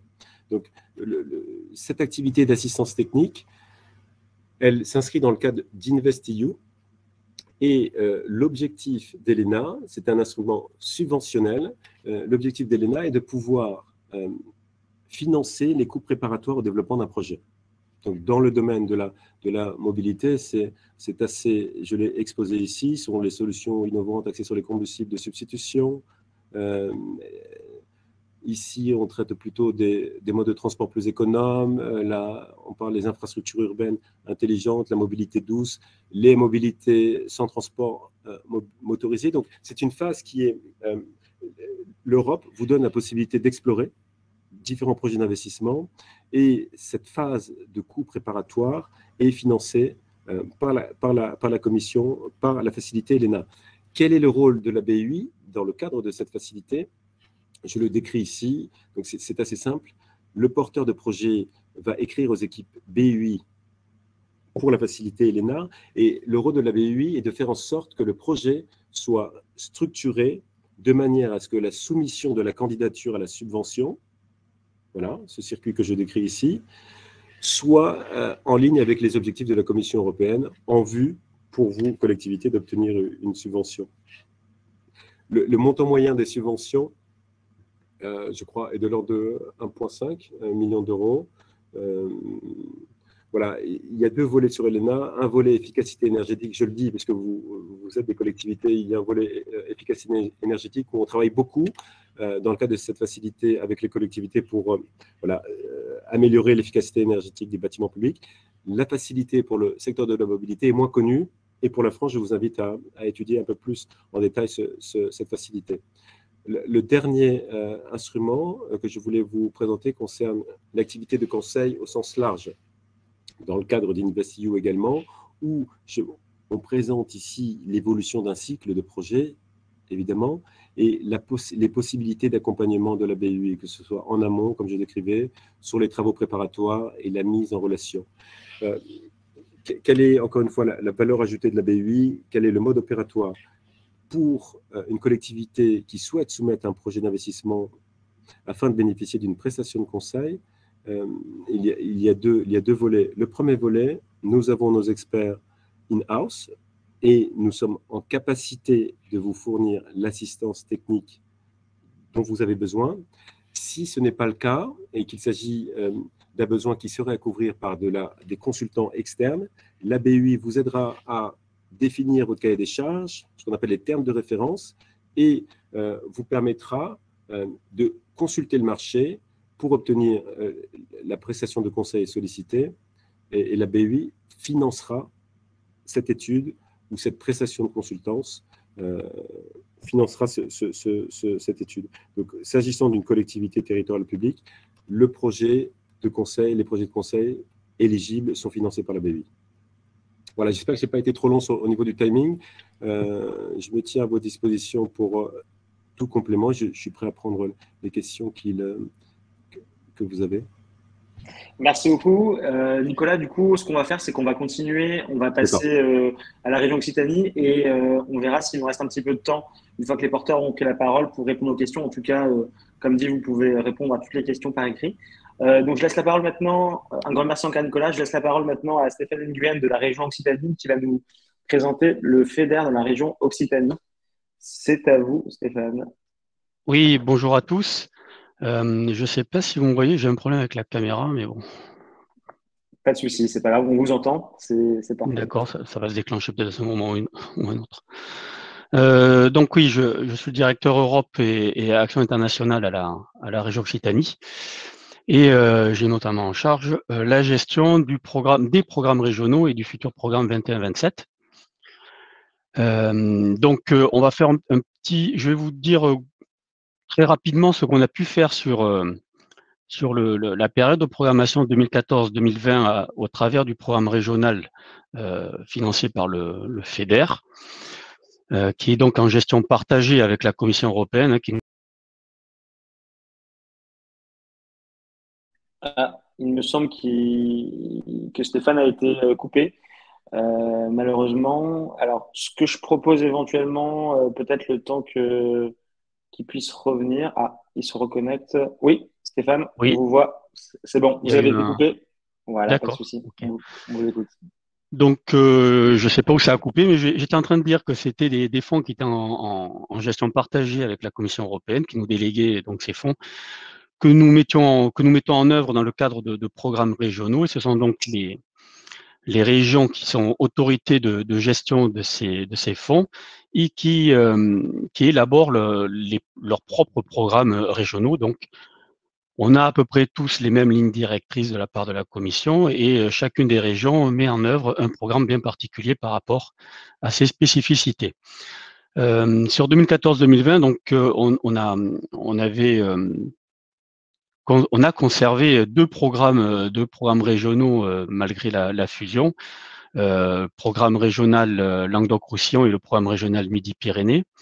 Et dans le cadre de ces deux programmes, alors essentiellement sur le programme Languedoc-Roussillon, on a mobilisé ce que l'on appelle des priorités d'investissement. C'est une espèce de menu que nous proposait la Commission européenne. Et dans ces priorités d'investissement, il y en avait deux qui concernaient plus particulièrement les mobilités. Ce qu'on appelle la 4E pour les mobilités douces urbaines, et la 7C qui était l'intermodalité. Donc, on a suivi, la mobilisation du FEDER sur le programme LR a suivi la logique d'intervention, deux logiques d'intervention différentes. Une qui était de favoriser l'intermodalité et le report de la route vers d'autres modes. Donc, au travers de cette mesure, on a financé des pôles d'échange multimodaux, donc tout ce qui était connexion gare-route. On a financé des voies vertes, mais là, avec aussi une optique de développement touristique, et des pistes cyclables urbaines, que ce soit en équipement ou en infrastructure. Le FEDER est aussi intervenu sur le report modal de la route vers le ferroviaire, et plus particulièrement le fret, au travers du financement des plateformes ferroviaires dans les ports de Sète et de Port-la-Nouvelle, afin de mieux connecter le mode maritime au mode ferroviaire, pour ainsi éviter que les conteneurs ne se baladent sur des poids lourds sur les autoroutes. Il y avait une autre logique d'intervention qui était désenclaver les quartiers de la politique de la ville, et c'est au travers de cette mesure qu'on a financé ce qui relevait de l'accessibilité des habitants aux liaisons en bus en site propre, et également ce qui est relevé des pistes cyclables, que ce soit équipement également et infrastructure. Une particularité sur le programme Midi-Pyrénées, on a financé également un téléphérique urbain avec 6,6 millions de FEDER.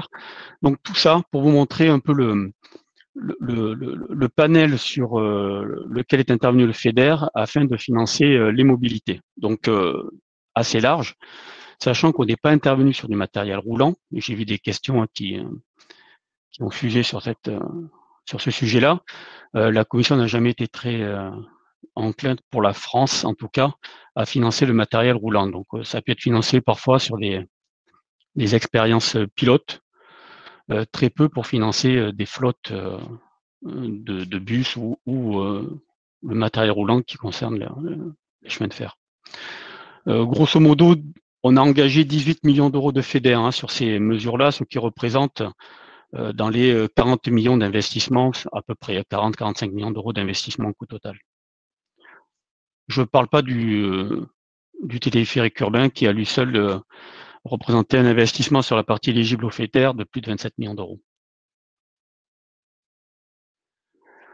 On a eu à mobiliser également dans le cadre de l'initiative REACT-EU, qui sont des fonds supplémentaires qui ont été rajoutés dans le cadre du plan de relance européen, et les programmes régionaux ont bénéficié d'une enveloppe complémentaire de FEDER et de FSE. Donc nous, on l'a utilisé sur le FEDER, on a eu 200 millions d'euros sur l'Occitanie pour cibler les interventions sur la transition énergétique et écologique, sur la transition numérique, la santé notamment. Sur la transition énergétique et écologique, on a donc fléché des crédits FEDER sur les mobilités douces actives, qui représentent environ 15 millions d'euros de FEDER, pour soutenir à la fois des équipements et des infrastructures cyclables. On n'a pas financé des flottes de vélos, mais on a financé des équipements, des pistes cyclables, et notamment des passerelles. Il y en a deux grosses en cours d'instruction pour près de 10 millions d'euros de FEDER, sur Toulouse par exemple. Donc des financements très intéressants pour le développement de ce mode de transport. Et sur 21-27, nous avons envoyé le programme la semaine dernière pour approbation par la Commission européenne. Le FEDER va continuer à soutenir les mobilités douces. Sur 21-27, les fonds européens interviennent au travers de 5 objectifs stratégiques. Un qui concerne plus particulièrement l'innovation, la recherche, le numérique, et qu'on appelle une Europe plus intelligente. Les fonds européens interviennent aussi au travers de ce qu'on appelle l'Europe plus verte, qui concerne la transition énergétique et écologique. Une Europe plus connectée, c'est le troisième objectif stratégique, et il concerne, comme le nom l'indique, les connexions très haut débit et enfin numérique et de transport. L'objectif stratégique 4 concerne plus particulièrement les ressources humaines, le capital humain. C'est une Europe plus sociale, au travers duquel le FSE intervient sur la formation professionnelle, par exemple, et enfin un volet plus territorial qui s'appelle une Europe plus proche des citoyens, sur lequel les fonds européens interviennent pour financer des approches territoriales, notamment intégrées, et des stratégies locales. Sur une Europe plus connectée, la Commission, dans ses recommandations à la France, a indiqué qu'elle préférait que la France ne mobilise pas, sur la France métropolitaine, ne mobilise pas cet objectif stratégique 3 et privilégie plutôt les 4 autres objectifs stratégiques. Il n'y a pas donc du coup d'investissement lourd sur des infrastructures de transport, hormis ce qu'on peut faire au titre de l'objectif stratégique 2, transition énergétique et écologique, sur les mobilités douces urbaines. Il y a vraiment une priorité qui est donnée au développement des mobilités douces. Et donc, la plupart des régions ont mobilisé cet objectif, qu'on appelle objectif spécifique 2.8, développement des mobilités douces urbaines. Et sur le programme Occitanie, puisque maintenant il n'y aura plus qu'un seul programme pour les 2 ex-régions, on prévoit de flécher 21 millions d'euros de FEDER. Donc ces 21 millions d'euros de FEDER sont consacrés à l'installation d'équipements, comme par exemple dans les gares, pour accueillir les vélos et permettre que à la sortie du train, on retrouve son vélo, donc des parkings gardés, des rampes, etc., pour faciliter la circulation des vélos, et également la réalisation d'infrastructures en site propre et protégé des infrastructures cyclables en zone urbaine. Les grosses infrastructures, comme on a pu aider sur REACT-EU, ne seront pas soutenues en totalité. Seule une partie de leur coût pourra être prise en charge au titre de l'assiette éligible retenue pour le financement par le FEDER. Pourquoi? Parce que on s'est fixé comme priorité de développer les infrastructures cyclables et notamment de pouvoir mesurer l'efficacité de notre intervention au travers du nombre de kilomètres de pistes cyclables en site propre aidés. Donc c'est un objectif qu'on s'est fixé, qu'on doit indiquer quand on rend notre programme à la Commission européenne. J'ajoute aussi qu'on intervient en marge de ce soutien aux infrastructures en zone urbaine sur les voies vertes en zone rurale, avec à la fois un souci de report modal, mais également de développement de zones touristiques, en proposant une offre touristique autre. Pour être complet sur les mobilités douces, on a prévu de pouvoir soutenir le déploiement des solutions hydrogène et notamment la réalisation des stations de production en hydrogène, si celles-ci sont alimentées en énergie verte et pas uniquement en énergie décarbonée, parce que vous savez que la France, avec son mix énergétique, fait qu'on a une grosse partie qui est décarbonée, mais pas forcément une grosse partie qui est verte. Donc, la Commission nous a demandé de cibler des investissements sur l'hydrogène qui sont alimentés par des énergies renouvelables uniquement. Il y a eu le débat d'aider ou pas les flottes de bus à hydrogène, par exemple. Et sur ce point-là, la Commission a été claire. En France, c'est pas possible. Voilà. En France métropolitaine.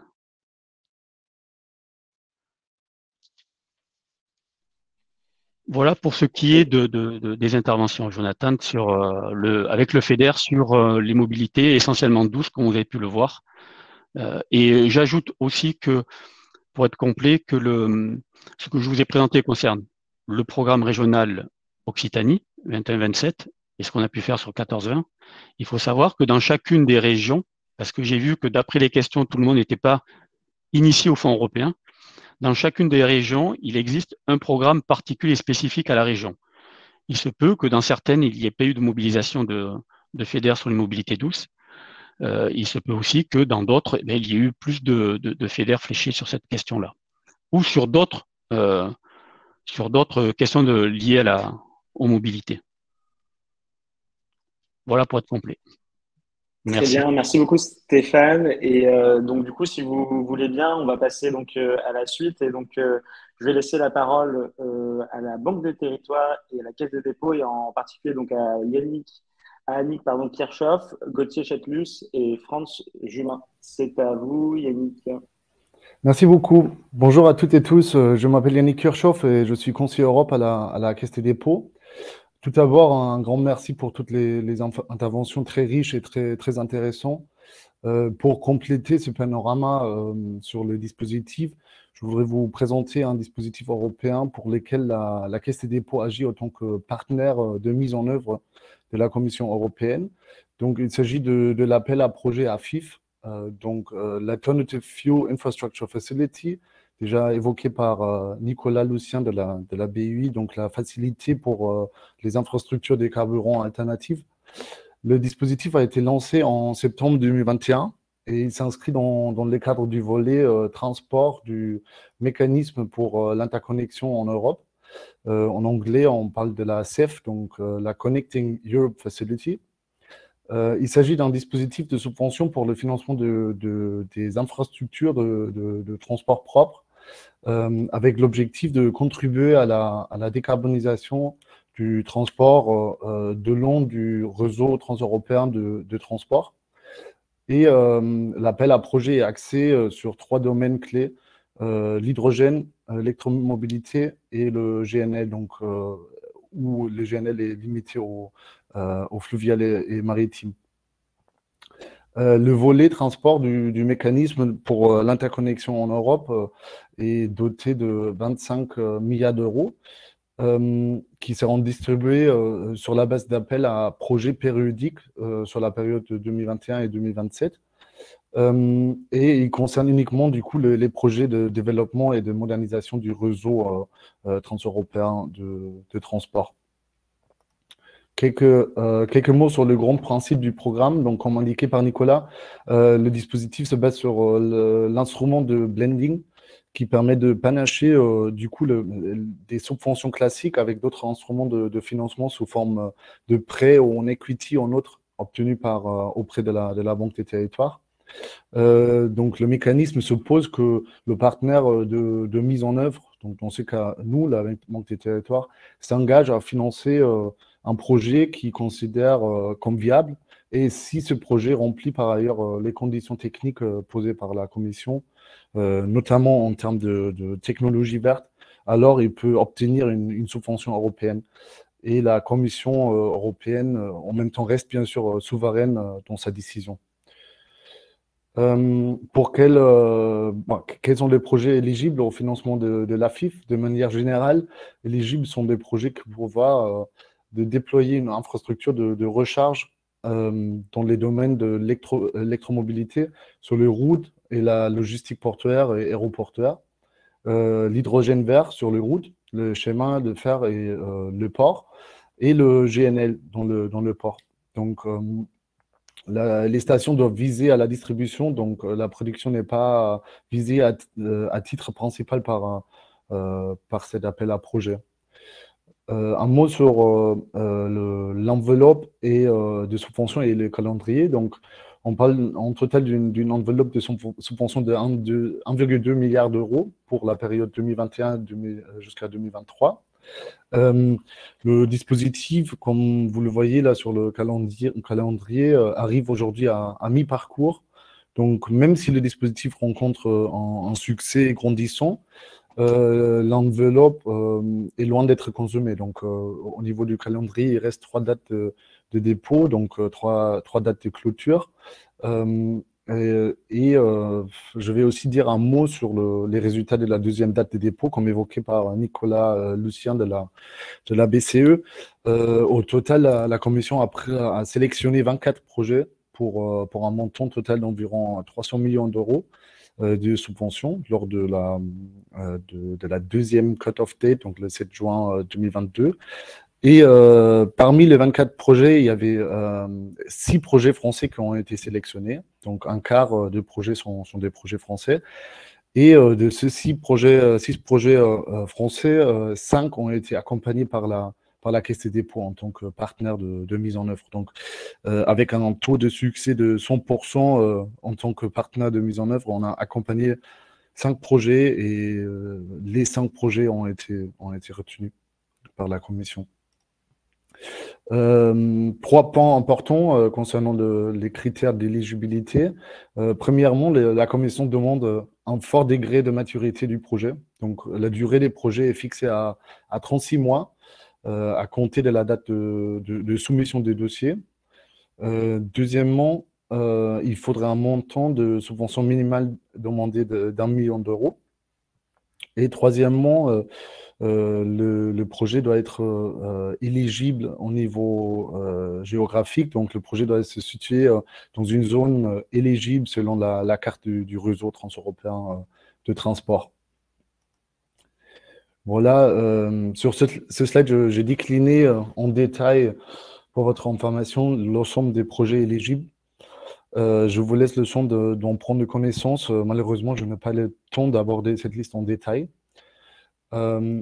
Mais enfin, je ne peux pas oublier un point important. Donc, quels sont les montants de subventions par opération? Donc, pour les infrastructures de recharge des véhicules électriques, la subvention AFIF est en fait un montant forfaitaire par point de recharge, donc par unit contribution, en fonction de la puissance maximale de la borne, avec aussi une contribution pour le raccordement au réseau.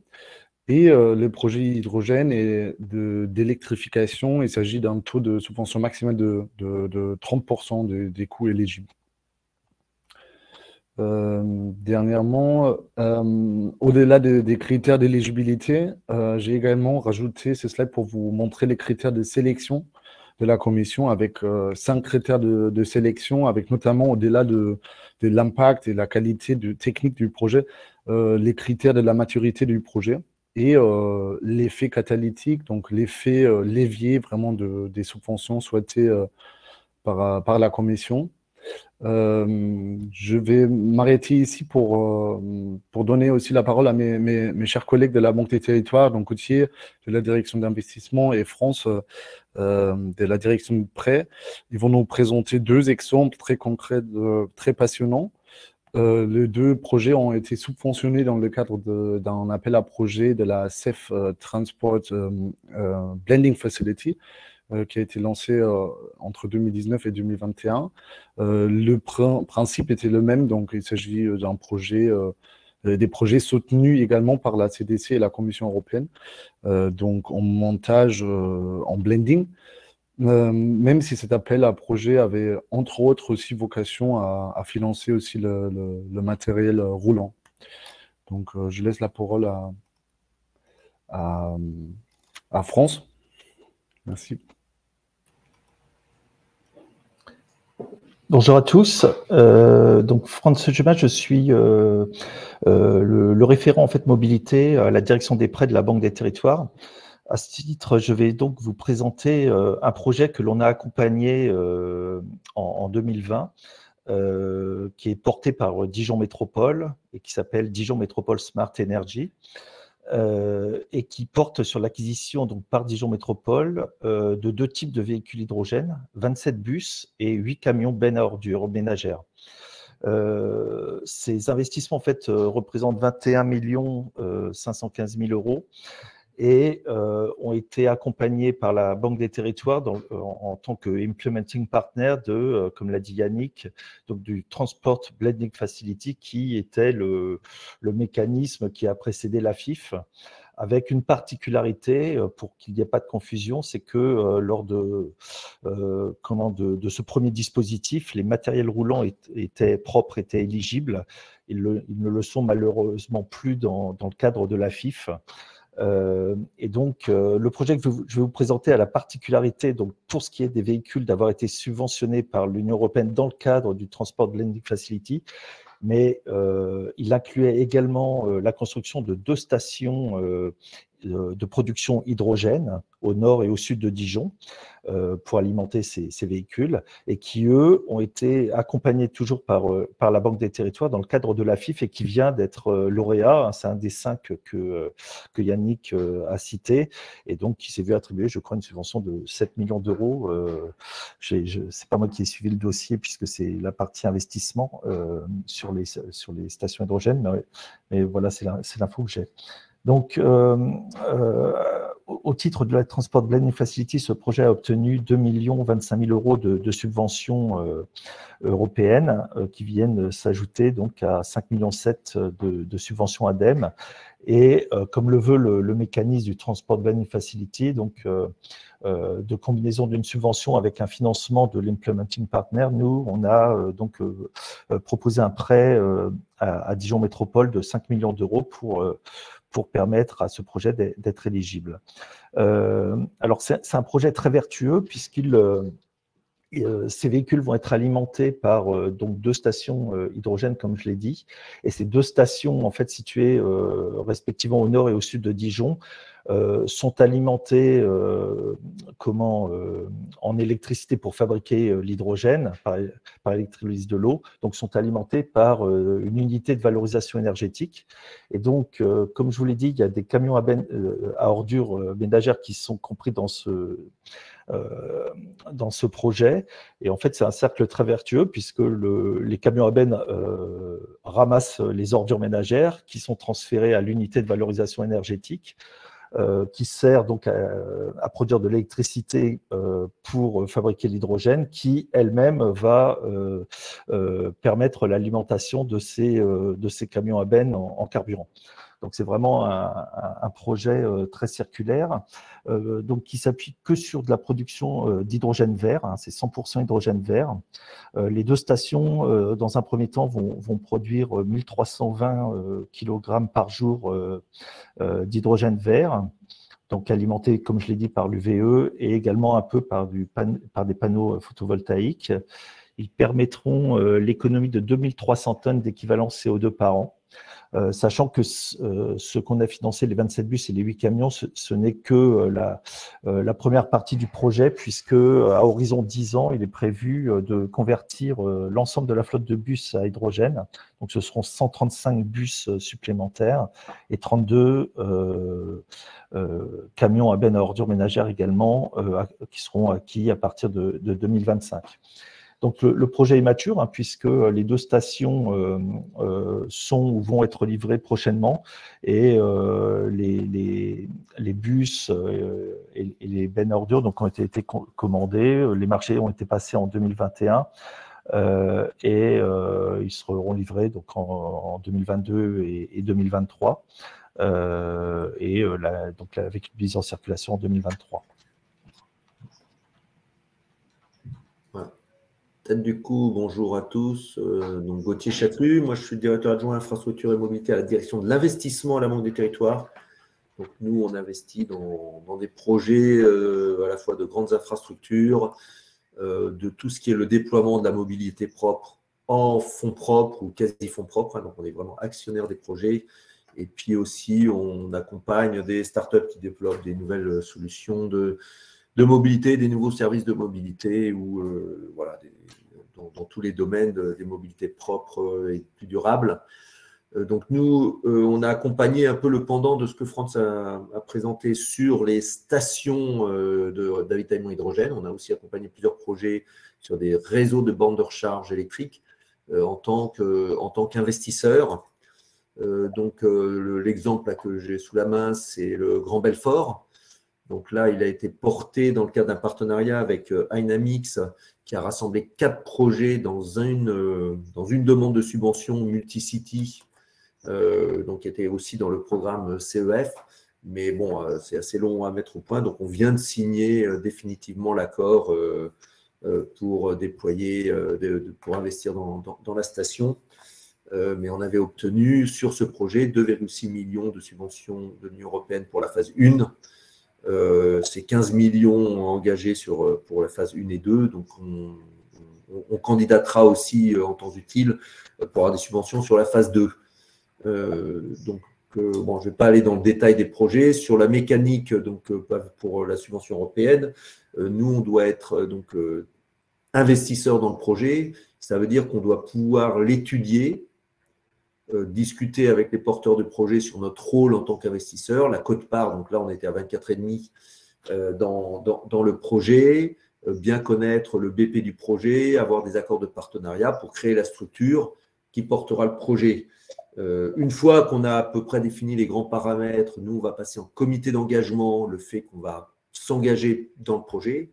Et pour la Commission européenne, dans notre rôle d'implementing partner, ça permet de lui dire, oui, OK, le projet est crédible, puisque l'implementing partner l'a validé dans son comité d'engagement et va y aller. Et donc, c'est ça qui est le déclencheur pour nous, pour pouvoir déposer la demande de subvention auprès du CEF. Donc, il faut bien comprendre ce mécanisme. On n'est pas juste un guichet de déploiement de subventions européennes. On a vraiment ce rôle complet d'investisseur, d'accompagnement du projet et d'investisseur dans le projet. Ensuite, là, dans le nouveau projet AFIF, on aura 9 mois pour arriver à faire le closing complet du projet, c'est-à-dire l'ensemble du financement est signé, tous les accords sont signés, on peut lancer le projet pour qu'il soit opérationnel dans les 36 mois. Donc voilà, j'insistais un peu pour bien illustrer la manière dont on fonctionne. Donc là, c'était une station hydrogène. Donc pour nous, on avait la garantie d'avoir une partie de la clientèle déjà assurée de façon ferme par les clients publics, des bus et des bennes à ordures, qui étaient sur le même mode que ce que France a décrit tout à l'heure pour notre participation en prêt à la collectivité pour les soutenir. Donc voilà un peu la mécanique pour pouvoir obtenir ces subventions.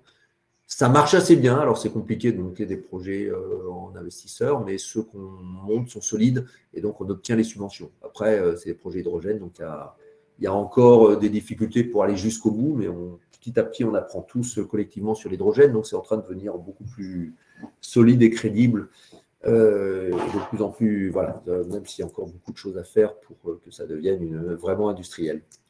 Donc voilà, je ne vais pas être plus long parce qu'on a peu de temps, mais évidemment, si vous pouvez répondre à vos questions. Mais voilà, je me suis vraiment concentré sur le mécanisme de subvention européenne et comment nous, on intervient sur un cas concret. Un grand merci à vous, en tout cas, Yannick, Gauthier et Franz. Comme vous le disiez, effectivement, l'heure tourne et du coup, on va se prendre 5 petites minutes pour répondre aux questions avant de passer au retour d'expérience du Grand Narbonne. Par contre, on n'aura pas le temps de répondre à toutes les questions, donc je ne sais pas si l'un de vous, parmi les porteurs, souhaitait peut-être préciser un point. J'ai du mal à choisir une question plus qu'une autre. Quelqu'un se lance ou je prends une question, sinon comme ça, comme vous voulez. Ok, du coup, je vais prendre une question, par exemple, au hasard. Une question, disons, celle-ci, par exemple, celle de Nadia. Donc, bonjour, concernant les financements des équipements, les stationnements vélos sont-ils compris? Alors, il me semble que cette question s'adressait à Stéphane.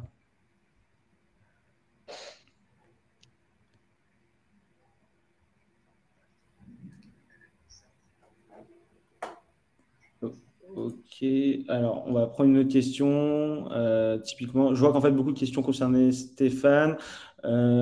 Ici, je vois une autre question, par exemple. Alors, on ne va pas prendre pour Stéphane, je crois qu'il nous a quittés. On va prendre une autre question, typiquement, par exemple. Alors, bonjour.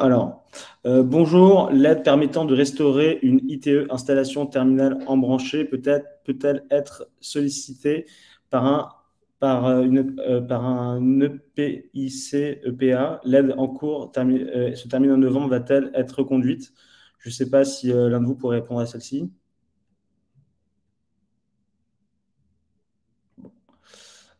Une autre question. Les aides pour la ville quart d'heure peuvent-elles convenir aux territoires faiblement denses? Exemple, les nouvelles Comcom qui ont pris la compétence mobilité. Donc, cette question plutôt pour Olivier Marco.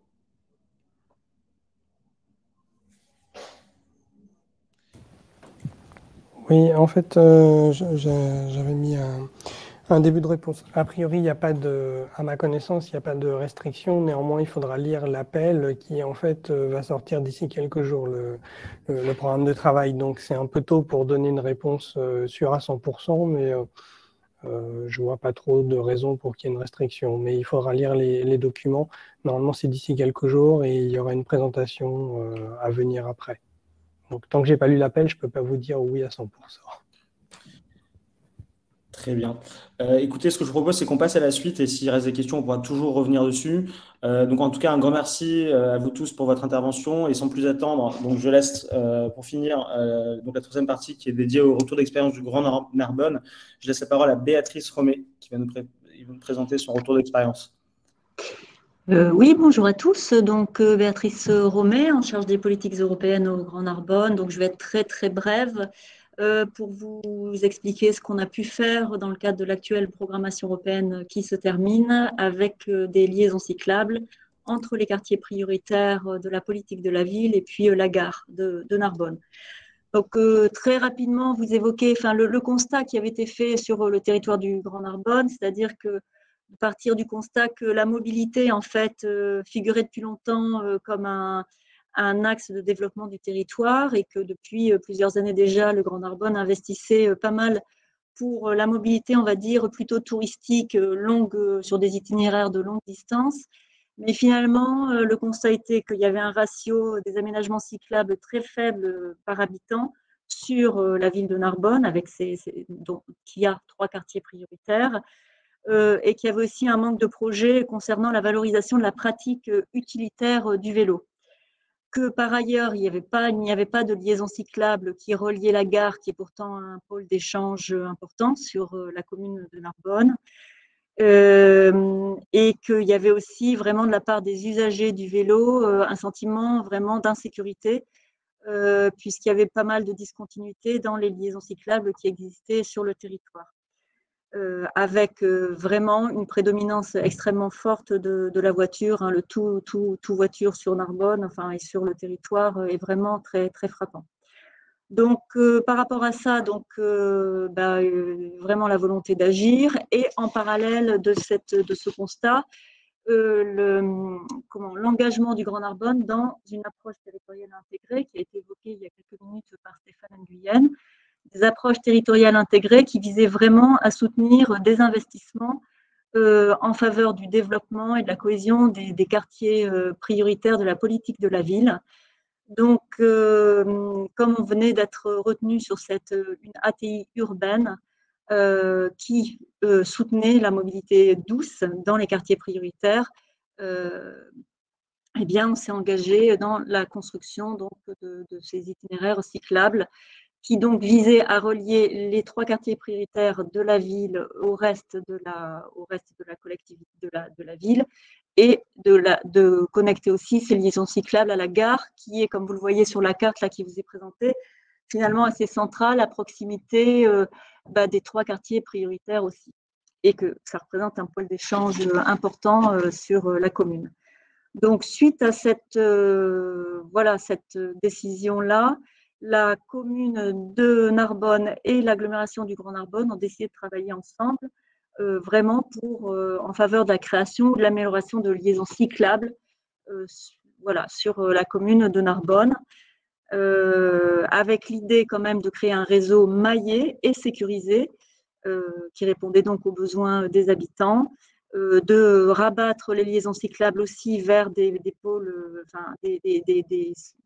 des générateurs de déplacement, comme la gare par exemple, mais comme des crèches, comme aussi le pôle emploi, comme ce genre de structure, de réduire donc les effets de coupure qui étaient évoqués et d'offrir une offre de stationnement au vélo qui répondait aussi à un besoin des citoyens. Et donc là, je fais une petite parenthèse, je réponds à la question qui a été posée ultérieurement. Oui, vous le verrez, le projet qui a été présenté dans le cadre de l'ATI, approche territoriale intégrée urbaine, a bien pris en compte aussi des consignes à vélo qui ont permis donc l'intermodalité sur le territoire. Donc à partir de là, il y a une convention qui a été établie entre le Grand Narbonne et la ville de Narbonne. La ville de Narbonne donnant une délégation de maîtrise d'ouvrage au Grand Narbonne pour investir dans les travaux et les aménagements liés aux études préalables et aux travaux de ces liaisons cyclables. C'est la ville de Narbonne qui a la compétence de la voirie et des aménagements sur la ville de Narbonne, mais là, donc, il y a eu cette délégation de maîtrise d'ouvrage qui a été accordée au Grand Narbonne et donc qui a permis de réaliser ces aménagements. Le Grand Narbonne mobilisant lui-même les financements, des subventions, telles que la dotation politique de la ville et le FEDER. Donc, pour information, si vous voulez, on a obtenu sur ce projet d'1,2 million à peu près, un travaux 1,2 million, 1,3 million, 330 000 euros de la dotation de la politique de la ville et 550 000 euros du FEDER. Donc, c'était quand même un volume de subventions important pour ce projet. Et c'est grâce à ces subventions qu'il a été possible de le mener à bien.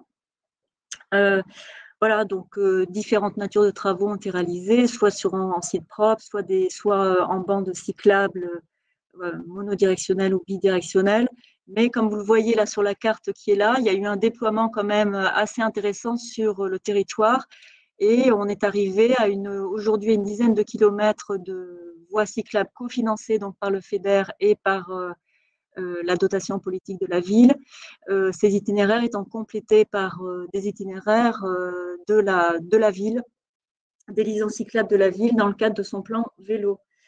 Ce que je peux vous dire de façon très rapide pour tirer un petit peu le bilan de cette action, c'est que véritablement, c'est l'ATI qui a permis véritablement de déclencher une véritable dynamique en faveur de la mobilité douce sur le territoire du Grand Narbonne, puisqu'on a recruté depuis un chargé de mission à la mobilité.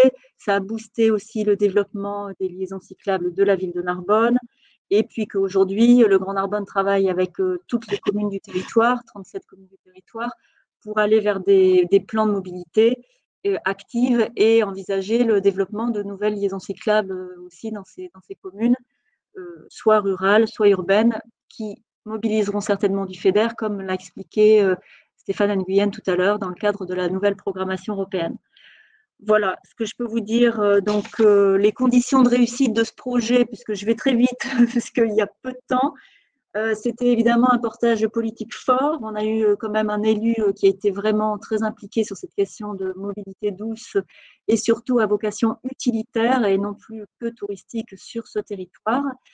On a fait aussi beaucoup de réunions de concertation avec les habitants et les conseils citoyens des quartiers de la politique de la ville de Narbonne. On a sollicité les avis des usagers sur les futurs tracés. Alors, on leur a expliqué que parfois, c'était pas possible de répondre à toutes les demandes parce qu'il y avait quand même vraiment des contraintes techniques liées aussi à la configuration de la ville, avec parfois des rues très étroites, des trottoirs aussi extrêmement étroits. Mais malgré tout, pour nous, ça a été aussi essentiel d'associer les habitants à cette construction, à cette co-construction, parce que grâce à eux aussi, on a pu aussi réintégrer, intégrer dans le projet des liaisons qui correspondaient à leurs usages en fait. Et donc, ça a été vraiment précieux. Et puis, point aussi important, la communication qui a été faite aussi autour de ce projet-là. Voilà, une communication vraiment importante menée par notre service communication. Qu'est-ce que je peux vous dire d'autre? Alors, la difficulté qui s'est posée, bien évidemment, c'est le confinement, avec un retard des travaux. Donc, quand on entre comme ça dans une programmation FEDER, ce qui est compliqué, c'est que ça prend du temps, en fait, de monter ce type de projet. Donc, plus la programmation avance, et évidemment, plus ça devient compliqué. Donc, ce confinement qui a ralenti et les travaux et également la livraison des consignes à vélo qu'on a souhaité donc installer le long de cet itinéraire cyclable qui a été donc, construit en 3 phases.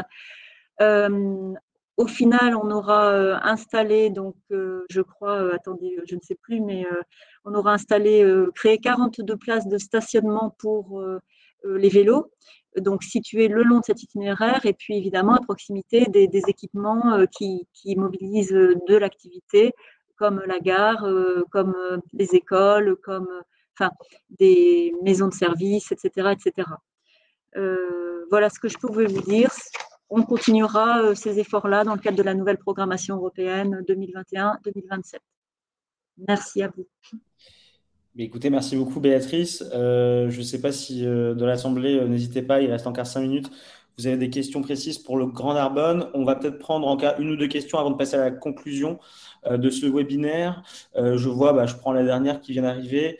Je ne sais pas si quelqu'un ici dans l'Assemblée a la réponse, mais peut-il y avoir des financements, donc le sujet européen, pour du transport à la demande et le covoiturage, ce qui est pas mal demandé dans les campagnes. Je ne sais pas qui veut répondre à ça, si quelqu'un est en mesure de le faire.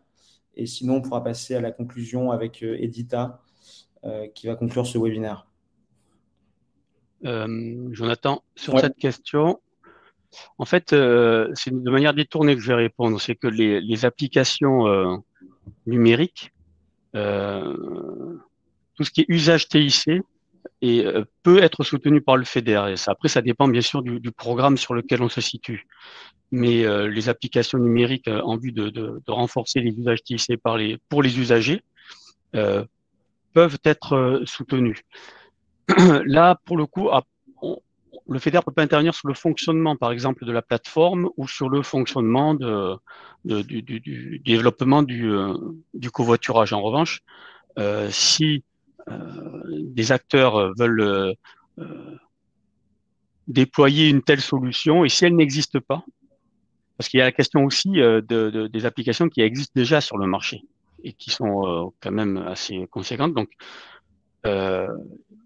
éventuellement, oui, pourquoi pas. Mais ça serait via l'usage des TIC. On n'est pas sur les mesures de mobilité classiques. Okay. Il faut demander à la région, en fait. Il faut demander au conseil régional. J'ai répondu à quelqu'un qui posait la question. Il faut contacter le conseil régional de votre lieu pour avoir la direction Europe et avoir plus de renseignements. Et en général, il y a des sites internet du style l'Europe s'engage en Occitanie, l'Europe s'engage en Bourgogne-Franche-Comté, etc., sur lesquels vous avez pas mal d'informations déjà. Très bien, merci beaucoup. Et en effet, sinon, il y a d'autres dispositifs, comme c'est bien précisé dans les remarques, notamment les C2E qui permettent de financer le covoiturage.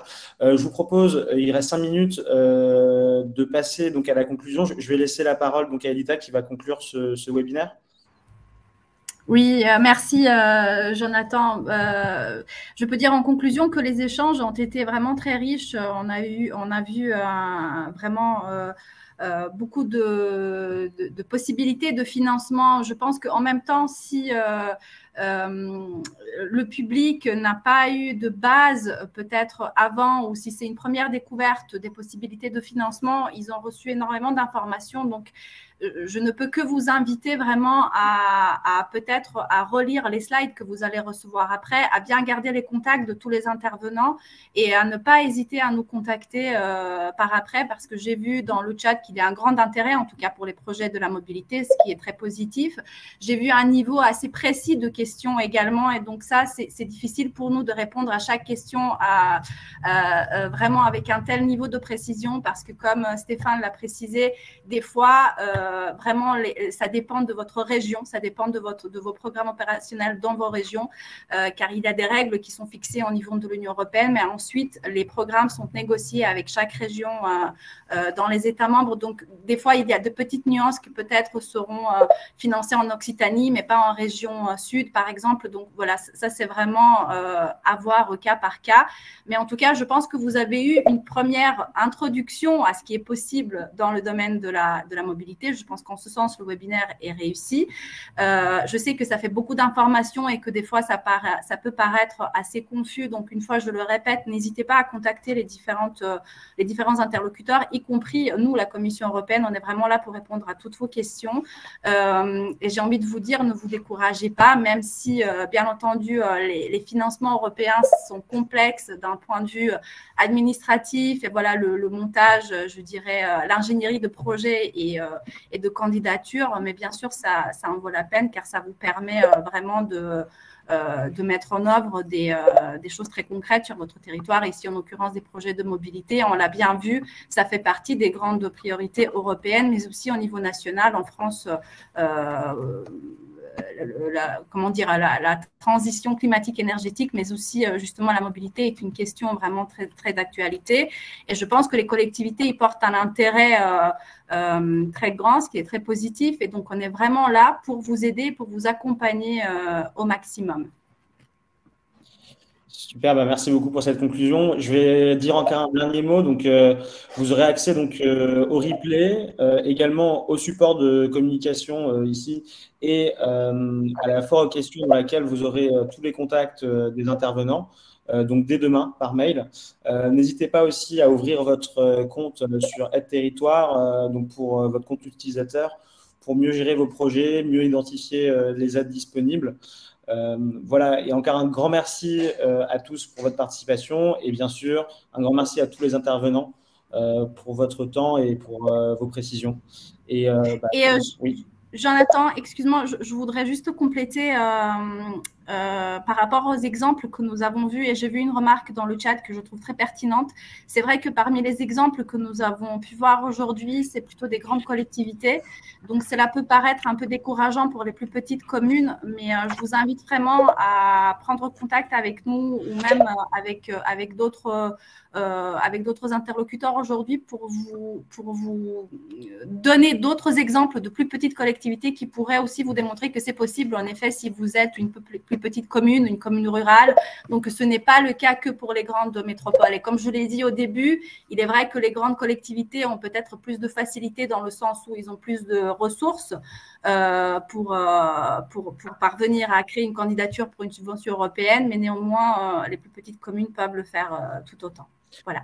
Super, merci pour vos précisions. Et pour répondre encore aux dernières questions, effectivement, donc le diaporama vous sera bien envoyé demain par mail.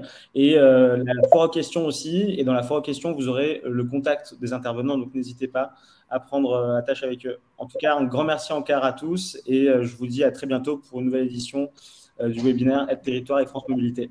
À bientôt, au revoir. Merci, au revoir. Au revoir.